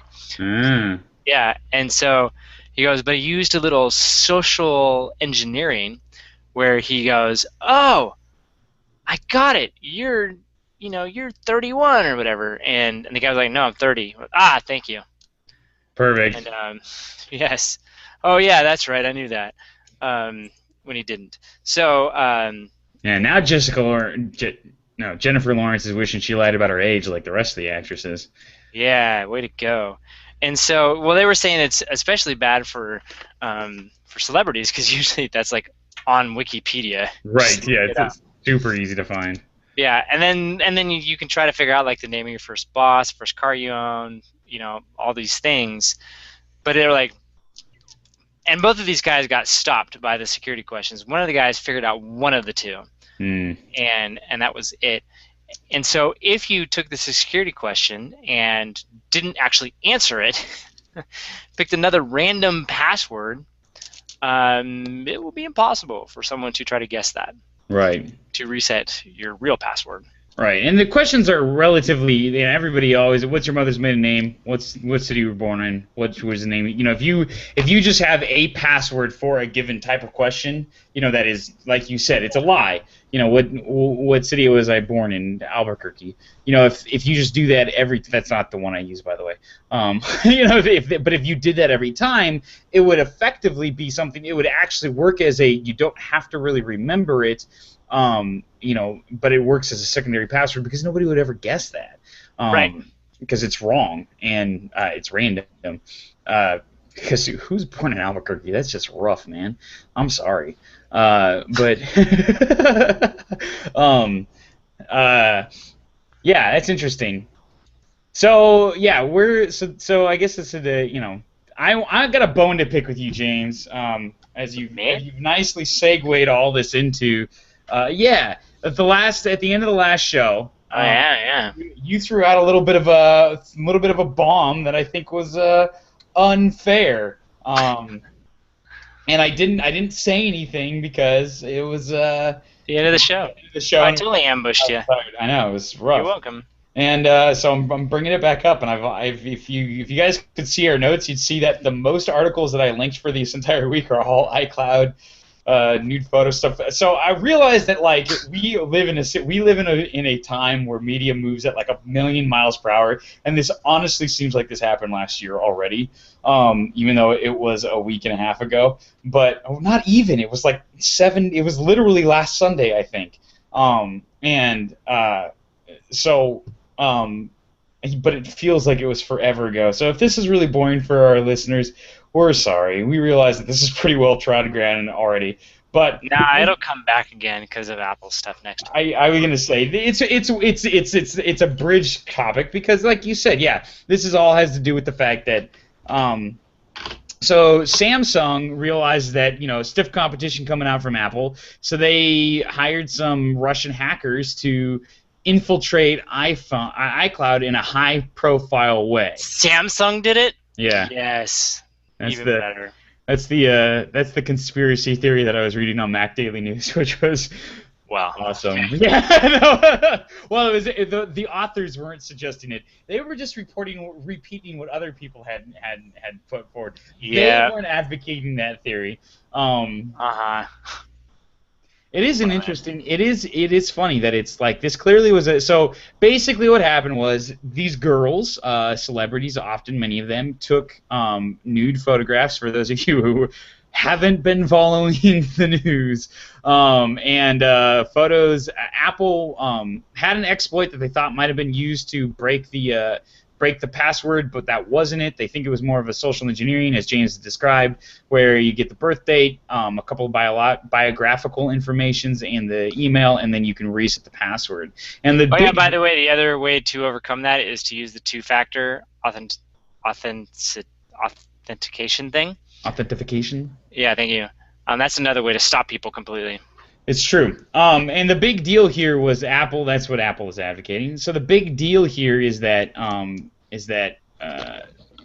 if it was a case of social engineering, and it's funny, Apple did a nice job of just kind of putting the kibosh on that without actually proving it. There's no published evidence that it wasn't a massive breach of security on Apple's part. They easily could have lied about it, and that might obviously the danger there is that could get leaked, and then it would be way more disastrous if it was a major security breach, a major security flaw, and they lied about it. It would be horrendous. But at the same time, like a week before a major launch of a credit system, geez, you almost want to murder the people who know the truth if they know the truth.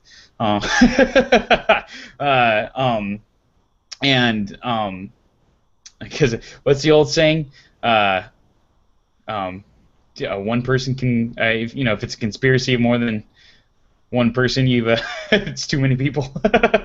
Right. So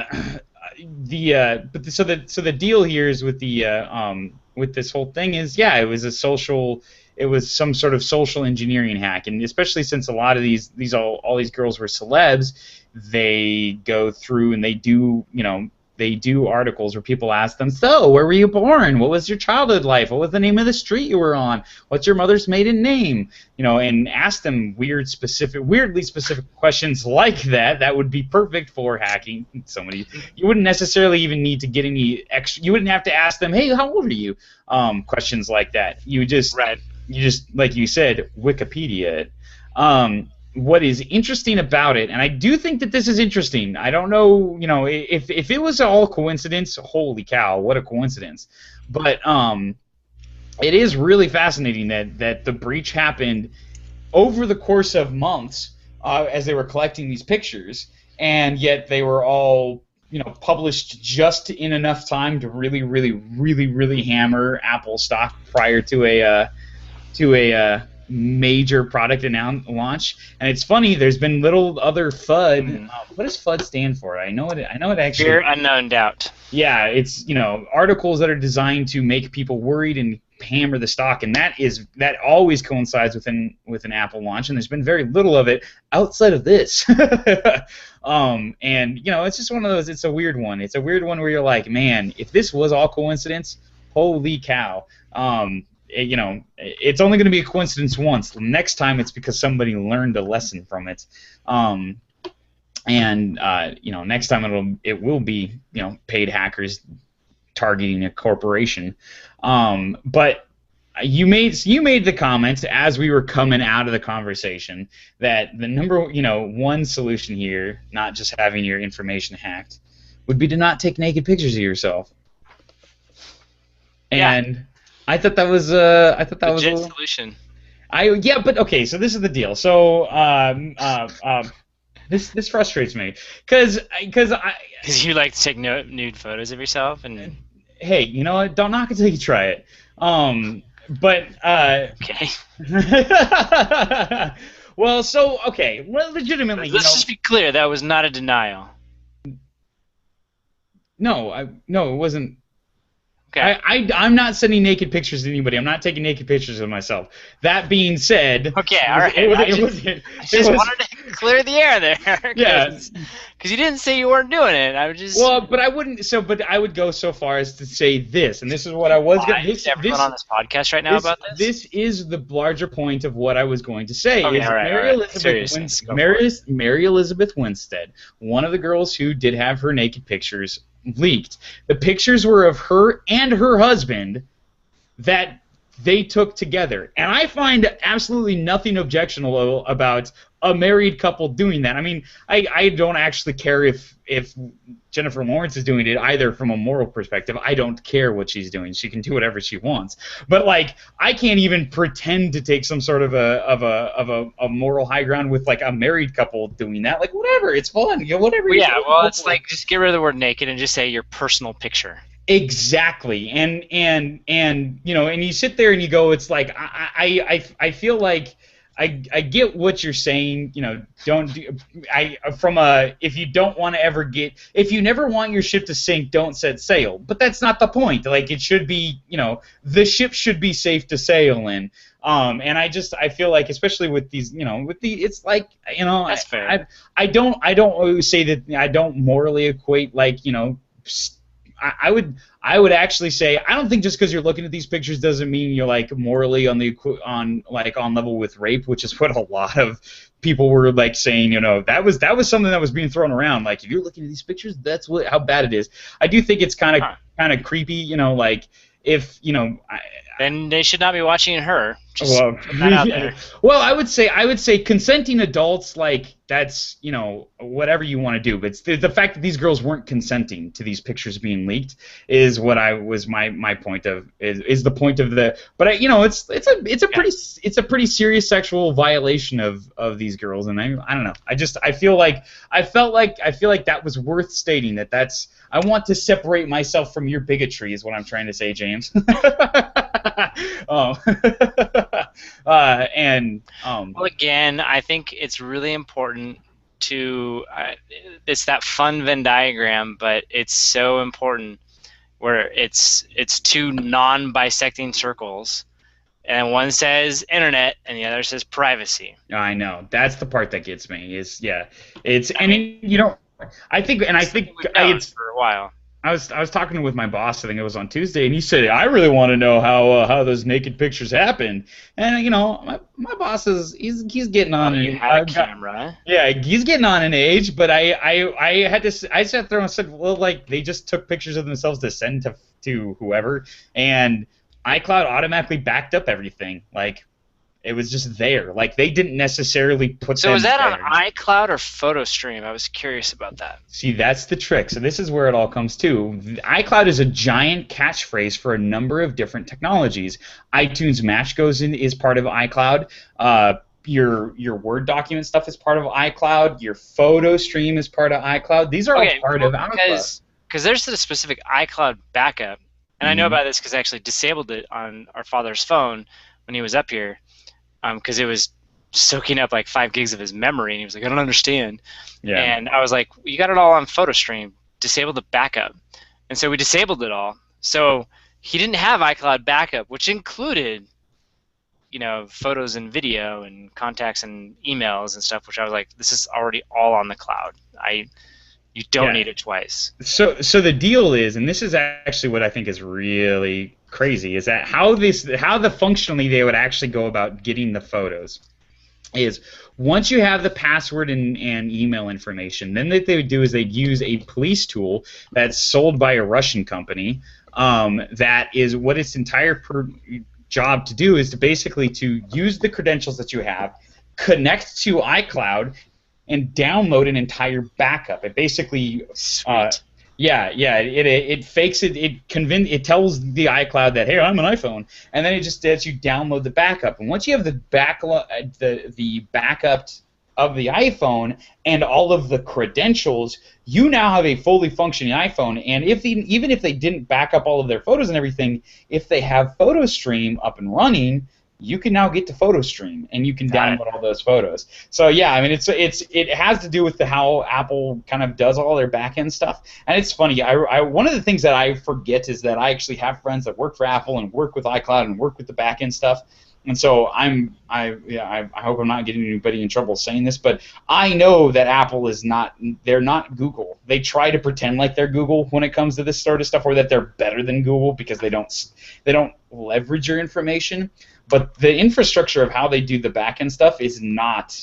It's not great. The joke that I was told was Apple's strategy is you've got a bunch of code that's running really slow. You can either optimize the code to get it to go twice as fast, or you can buy another server farm. And guess which option Apple regularly chooses? And that's how they roll. And so it's not surprising to me that you'd have something like this where it's like you can get in. You would think that your clouds would be a separate little domain from the phone backup, from the you'd be able to kind of keep it all separate. But once you get the credentials, man, you're in. You're in. You can get anything and everything. And I mean that makes sense. Well, yeah, it does. But it's amazing how easy it is. You would think that if you would have to have like an actual iPhone at least, and you just don't even need that. I mean, you can just surf their cloud storage. And so I don't know. It's crazy. I guess I don't understand how that's any different. If you can get the credentials, how's that any different than Google, Dropbox, whoever? I guess. I don't know. It's just yeah, okay, that's fair. I was unfairly. You know what that was? That was fear, uncertainty, doubt. That was a FUD attack on Apple. I'm trying to get the stock as low as I can before I buy. That's fair. It's an unfair attack. You're right. But I don't know. I think it's fascinating, especially because I'm sure I do things that I would be horrified if people knew about. And not necessarily. I don't know. I always say that, and then I have a really hard time even thinking of a specific example. Because I actually wanted one. I know. So, like, what? Yeah, exactly. What are you talking about? Give me an example real quick. Give me maybe not that example, but a close one. Maybe I'll guess. Exactly. Well, I'm sure sometimes I will take political. This is a good example. Sometimes I'll take devil advocacy perspectives of politics on online, on relatively anonymous websites, unless you know any of my usernames. 4chan? Not 4chan, but Reddit. And there are historical comments, or if you read the comment, you'd think, I can't believe you believe that. And I'll be like, it was more just they didn't know me, so I threw the argument out there because I knew they couldn't prove I didn't believe it. But at the same time, it would not be fun to have certain, family members or whatever have to defend stuff like that, and you can online, and because it's anonymous, and and it's one of those things where you don't think you're doing anything until. You don't even think twice about what you're doing until all of a sudden you realize, oh, you know what? It would be frustrating if my uncle thought I believed that, and then I had to tell him either A, I lie online, or B, I believe that. And it's a tough predicament you're in. Yeah, exactly. Now that is a super minor to being a girl having your naked pictures distributed online, but it's the same region of violation, and it's I don't know,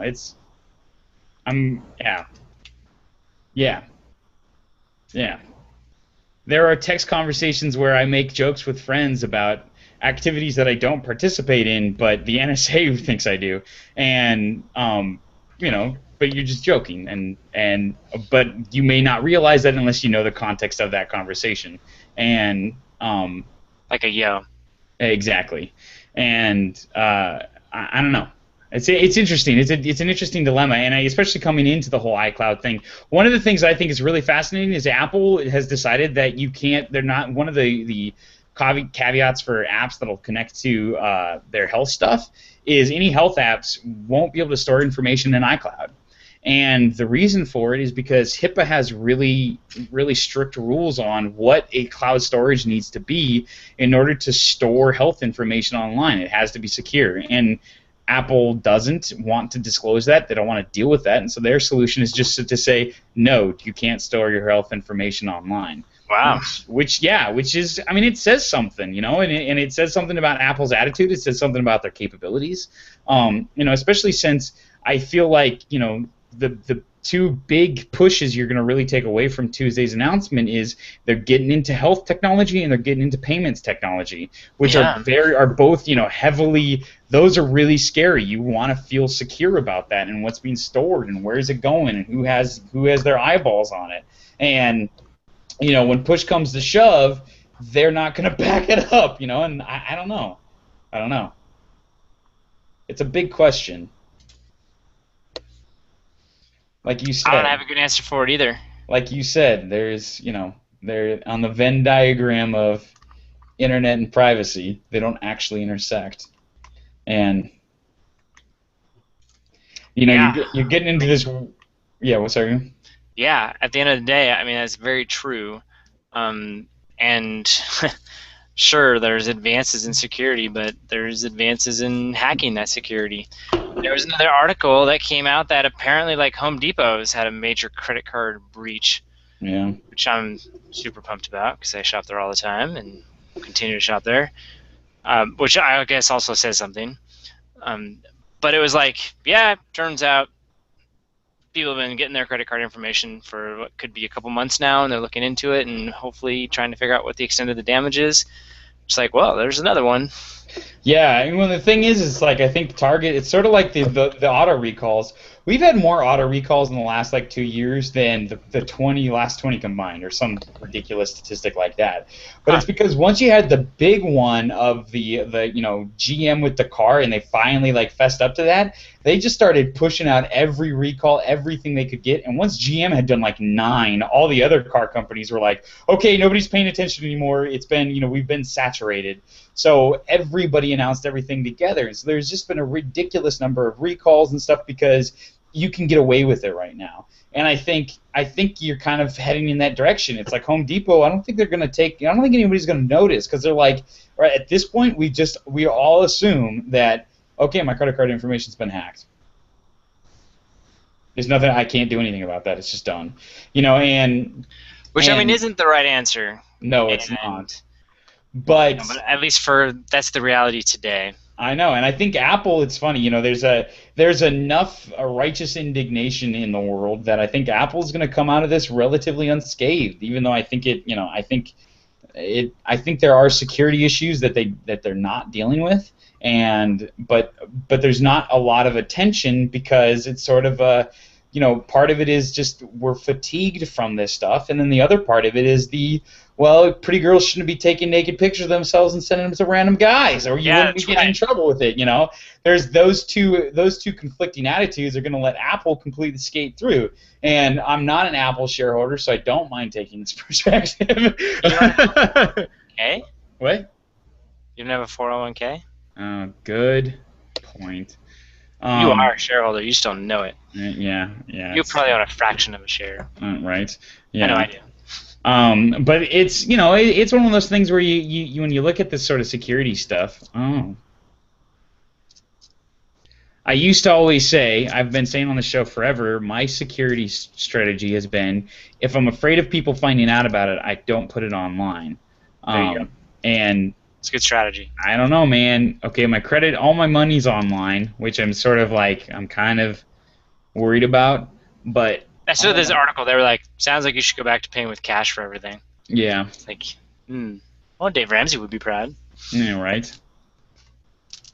But envelopes.com is not free, so much for that idea. Yeah. I don't know what to do. Let's talk about something else. Let's talk about something more different. So I already mentioned one of the products, but Motorola released 3. Talked about the 360. They also did a revamp of the Moto X. Yeah. It's better. It's better? Yeah, it's got Gorilla Glass. It's a little bit wider. Has 1080p display. It's a little thinner. So there's that. Essentially what they were saying is that they liked the original Moto X, and this one's better. Yeah. Hey, man, that's a way to do it. Gorilla Glass, don't you think that's a little fragile? I mean, Incrementalism. I hear those break pretty easy. This is me boosting Apple stock back up. Nice. Yeah, it's a good. Yeah, it sounds like it's a pretty cool. It's got the metal frame on it. It's still customizable. They've added leather to the mix now. Nice. It's only $500 unlocked. Wow. It's actually a good deal. That is actually a really good deal. Well, that's probably for like the most number of gigs. That's for what? That's probably for like whatever the maximum number of gigs is. It starts only $9.99 on contract and $4.99 unlocked. So I'm assuming that it's more. Oh, that's the starts. If you get more gigabytes, can I buy one yet? When does it go on sale? I don't know. Yeah, there's a 16 and a 32 gig. Oh man, I totally got money for this. I'm buying one. That's awesome. How much does the Moto 360 cost? $250? I'll bet I could float both. It's only. Yeah, it's $250. I'll bet I could float both. I could do that. Yeah. 45 days, return them. Try both of them out. I might have to. When you're at it, you should get crazy and you should get the Moto Hint. It's a Yeah. Bluetooth earbud that you can use to control your smartphone. Um, I might not go back. I might not get an iPhone. you can Whatever. tap it or give a command. I'm not gonna get that. The Yeah. command, by the way, is listen up, Moto Hint. Wow, that sounds stupid. Yeah, or you can touch it. It Yeah. fits snugly in your ear, so you don't look crazy. It's only 150 bucks. You see, but the thing is, You can post you to know, Facebook. I'm not gonna do that. Ugh. You can post to Facebook. I like the natural collection. I like the wood back. Is it actually wood or is it a veneer? I think it's a veneer. Oh, that's stupid. I thought it was wood at first, but then I was like watching a video of it, and it didn't look like wood. Maybe it is. I don't know. I doubt it, because they were saying each one is different. No two wooden cases are the same. Yeah. Well. I don't know how to interpret that. You could probably search for it. Yeah, I will. Actually, but the orange. I mean, see, I'm a big wood fan. I love wood, but maybe I'll go with the orange. The orange leather, or Is that? I don't know. I'm actually gonna have to like try this out and stuff, I guess. yeah. So I'll look more into the Moto X options You should, man. as They're cool 'cause, phones. That's yeah. what Public Wireless uses, and so I've played around with them and looked into them. They're cool. They work well. They got some cool features on it, like the OK Google. Just say that whenever, and you can give it a command. It's got this wave to dismiss notifications. So, like, if you set your alarm and you don't have to try to figure it out on your phone, you just wave your hand over it, and it'll go to sleep. Which I'm like, that's kind of counter to what the point of it is, but cool. I feel like there's some other features there too. Oh, it was like, if I remember correctly, it's like if you take your phone and you flip it over or something like that, it'll quickly show you the time, or if you move it, it'll just show you the time real quick. Because it's assuming that's what you want. Yeah. So it's cool. Dude, I'm totally gonna get a Giants colored / Pacific Tigers colored / Nice. Los Gatos Wildcats colored / OSU Beavers. what's the other one that I care about? Harley Davidson colored phone / Halloween. / Halloween. Yeah. You can add a signature. I probably shouldn't do that if I want to return it. It's gonna be really. If I can get a Moto 360 and a Moto X, that'll be awesome. That would be awesome. That'll be great.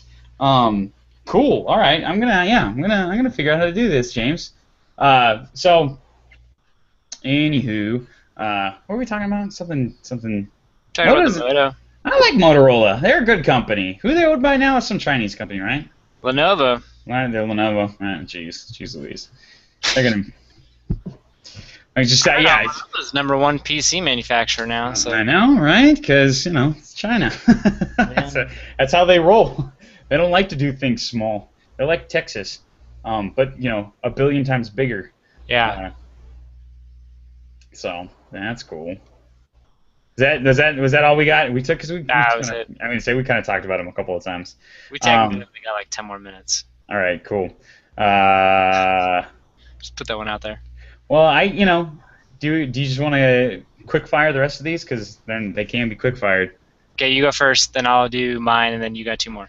Right? All right, so Xbox is desperate for you to buy one of their systems, or Microsoft is desperate for you to buy an Xbox One right now, because nobody's buying them, as we've talked about a couple times. PlayStation's running away with it right now, and they are doing everything they can to get the price down. So their strategy a couple months ago was to get rid of what was an essential interface, the aforementioned Minority Report device, aka Kinect. Got rid of that, $100 less, so now you can afford the device. Exactly, because it's nobody evidently. So why'd you buy it? So now it's the same price as the PlayStation 4, but to get it even one better, if you buy it this week, you can get a free game, including Destiny. But you can't play with it on the system it was designed for, the PlayStation 4. I say it's funny. That's actually like a big deal. It's a big marketing thing. They built it for the PlayStation 4 and then ported it to everything else. Oh yeah. And which is why I bought the PlayStation 4. But yeah, Microsoft's getting desperate, man. They're giving away games right now. There's a whole, you can basically get any game for PlayStation 4 for free if you buy it. Yeah, that's what I meant. If you buy it in the near future. So if you've been thinking about it, this is the time, man. Go for it, or buy a PlayStation 4 and spend your money on something that's going to be useful. Not useful. That was unfair. Okay, all right. Another thing you could potentially spend your money on is Sony's new cameras for smartphones. But it's we probably talked about this like a year ago. It's literally a huge, ginormous, like normal lens type thing. Yeah. That then it has this case that straps onto your phone. Yeah. And it'll take a picture, store it in its local memory, and then Bluetooth it over to your phone. Yeah, it's a full-blown camera. Yeah, like telescoping, like imagine the DSLR lenses attached to your phone. Right. Well, it's in the deal is like it's just clipped on. It's just don't need your phone. Well, the whole point is like it is a full-blown camera. It just doesn't have a viewfinder. It doesn't have a screen or anything. Yes. And so the idea is that it's got Wi-Fi built in, and then you Bluetooth, but yeah. Is it Bluetooth? Because the one that I use, because I've actually used them before. I have a friend, the friend that gets me all my cool deals at Best Buys. We went there one night and they let me take it out of the case and play with it, and it was just an ad hoc. Wi-Fi, I'll believe you. Yeah, it was an ad. It was what?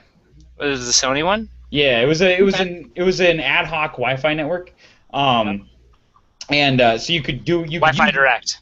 Right, you could if an ad hoc Wi-Fi network, you could use it anywhere. Was basically, and it had like an app and stuff, and it was actually really cool. I mean, I liked it. They're wicked expensive because it's a full-blown camera, so it costs the same as a full-blown camera. The last generation was just point and shoots. This one, like you said, they now have the telescopic lens function, so you can bust that in, and it's all super fancy. I mean, I don't think it's a great solution, honestly, because what I realized is what would be really nice actually would be to have a full-blown DSLR with a Wi-Fi chip in it, so you can just ad hoc stuff to your phone. But that is really useful. This is just actually a really inconvenient form factor. But I guess they get to just say that it's the same price as a phone or as a camera with a screen, but because it doesn't have a screen, it has Wi-Fi. They cost the same. I think is how they justify it. But it looks cool. It looks very cool. It's not what I want. What they do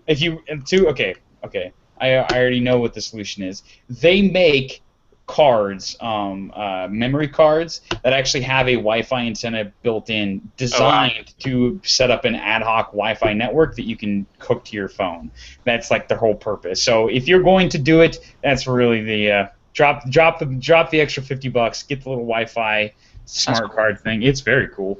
Do it that way. But it's the direction they're going and the direction everybody's going with all their phones and stuff. I think there's something there. I think they think Sony's onto something. They just haven't figured out a way to make it a really, really viable product. I don't know if they will or somebody else will, but I think just the nature of phones in general, and where we're going with smartphones and how they're becoming cameras, I think there's something. I just don't know what it is. Well, and I'm excited for you to try that Lumia with a lot of megapixels to see if you're like, yeah, that camera is legitimately better and I want one. Yeah, that's right. I can tell what photos were taken on my DSLR versus my phone still. Yeah. And the ones on my DSLR are better. Yeah. And I thankfully haven't gone on a vacation yet where I'm like, oh man, I should really bring my other phone. I mean, I've been using my iPhone for like when we went to Disney World and stuff, and it was fine. Not as good, but yeah. I don't know. Get my new phone; it'll be better. Yeah, your phone 6. Yeah. When are you gonna get yours? Whenever they allow me to order it. Okay, gotcha. October 10th. We'll be on the same upgrade cycle. That's exciting. October 10th? Is that your prediction of when they can order it? Yeah. Why? I'll bet it's Friday. Friday. Okay. I bet the 4.7 goes on sale. Well, on all I Friday. know is I will have until October 10th to return my old phone. So Ah, gotcha. I gotta figure out how I'm gonna afford it still. I haven't figured that part out yet. Credit cards. It's worth it. Oh. Yeah. I've got dog-eared for something different right now. Right. Yeah. Something to do with a blog post this week. Yeah. Recent purchase that will lead to a lot more purchases. Yay! Cool. So the next thing I want to throw out there is Slingshot is dumb. Facebook finally agrees. Really? Yeah. Functionally, we both You mean agree the old Slingshot? Yeah, their app, because basically it was you had to respawn in order to. It was a Snapchat-esque thing, but you had to respawn in order to see it. But the problem was that you were responding before you knew what it was. So there was you couldn't get a conversation going. No, yeah, right. And we said it didn't work when we first saw it, and anybody who's tried it has said it doesn't work, and nobody's using it. So Facebook has decided to just, turn it into a full-blown Snapchat clone, and now you can send messages that don't require a response first. And I think they're just basically have accepted that the app is going to fail, so there's no reason to not try to get in trouble with Snapchat's lawyers, and they'll just copy the IP. Why not? You're not going to win. It's Facebook, but it's small fish too. So. I agree. And then I think it was a smart. It's still a better interface than Snapchat, but yeah, it's a good experiment. I hope that technology gets integrated into their stuff. Go for it, guys. Yeah. And then and then the last thing that I wanted to mention was California has the Silicon Valley, but it will not have the Lithium Valley, evidently. Tesla was building the Gigafactory. They've been talking about different locations that they thought they would manufacture: Texas, Arizona, Cali, Nevada. Well, Nevada wins, and what's super frustrating about it is you can tell that Elon Musk wanted to build it in California. Really super bad, and how can you tell? Because the location that he picked outside of Reno is just a straight shot train ride from the Fremont NUMMI factory, where they build, or the Tesla factory now, where they build all the Teslas. And I honestly think that there would have been a Gigafactory like in my backyard had California politicians not been stupid. But that's political talk that we probably, once again, one of those bombs I'm going to drop right before we, so you have no time to respond to, and defend and. Sometimes I love California. Sometimes. Just awesome. Just really great, guys. Really wonderful. We should move to pretty good climate, reasonable politics, affordable housing, sweet jobs. I feel like one of those things was true. What are you talking about? Maybe reasonable politics. I'll let that one slide as well. It's good weather. Climate is today was a beautiful day. Was a beautiful day in the middle of summer. What's wrong with that? That's. I bet it was cooler and nicer than your day. Was it hot? It was not hot. It was super beautiful out. Well, it was super beautiful here. You got to remember, I don't like cool. I like hot. I want it to be hot. I'm loving the drought, man. Well, it was really hot up here today, okay? Bring it on. Yeah, see. It was shorts and t-shirt weather today. See, when it doesn't rain in your state for 4 years straight, then I'll consider moving up there. Until then, I'm sticking where it doesn't rain. Until nobody can afford to live here anymore because food costs $700 a pound of beef. We don't have water shortages. Just thought I'd point that out. If it doesn't rain, traffic. Traffic. Okay. See, that's verging on compelling. You also don't have any. You need to come up and visit, and really visit. We have a ton of craft breweries here. See, that sounds nice. Man. And it's cheap too. See, I love the hustle and bustle though. I really do. Well, I love the people. Portland. Yeah, Portland. Jeez, that's not Portland. hustle. That's hustle. That's hustle It's, or bustle. That's not hustle and bustle. I don't know. Portland's. I mean, it's weird, but by design, it's good. Yeah. Well, we got weird too, man. We got San Francisco. Yeah, I guess that's true. The capital of weird. It's a different type of weird. It is a different type of weird. Portland's is more innocent. That's true. Far fewer naked people roaming the streets. That's definitely the case. It's because of the rain. Actually, Yeah.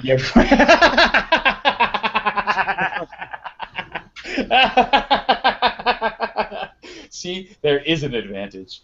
Yeah, exactly. That's actually we have far fewer naked people in San Francisco as of late. Now that they've actually made it illegal finally, it's really slowed down the amount of nudity. It hasn't completely gotten rid of it because it's still San Francisco, but hey, you can only take what you can get, right? Jeez. Right. All right, man. On that note. Oh yeah. Wonderful. So everybody, thank you for joining. Appreciate it. My name is James Furlo. My what did you say? Destiny playing, iWatch wearing, Chicago or Dallas beating. Destiny playing, iWatch wearing, Dallas beater winner person. Yeah. He's Matthew Furlo. And so we will talk next time.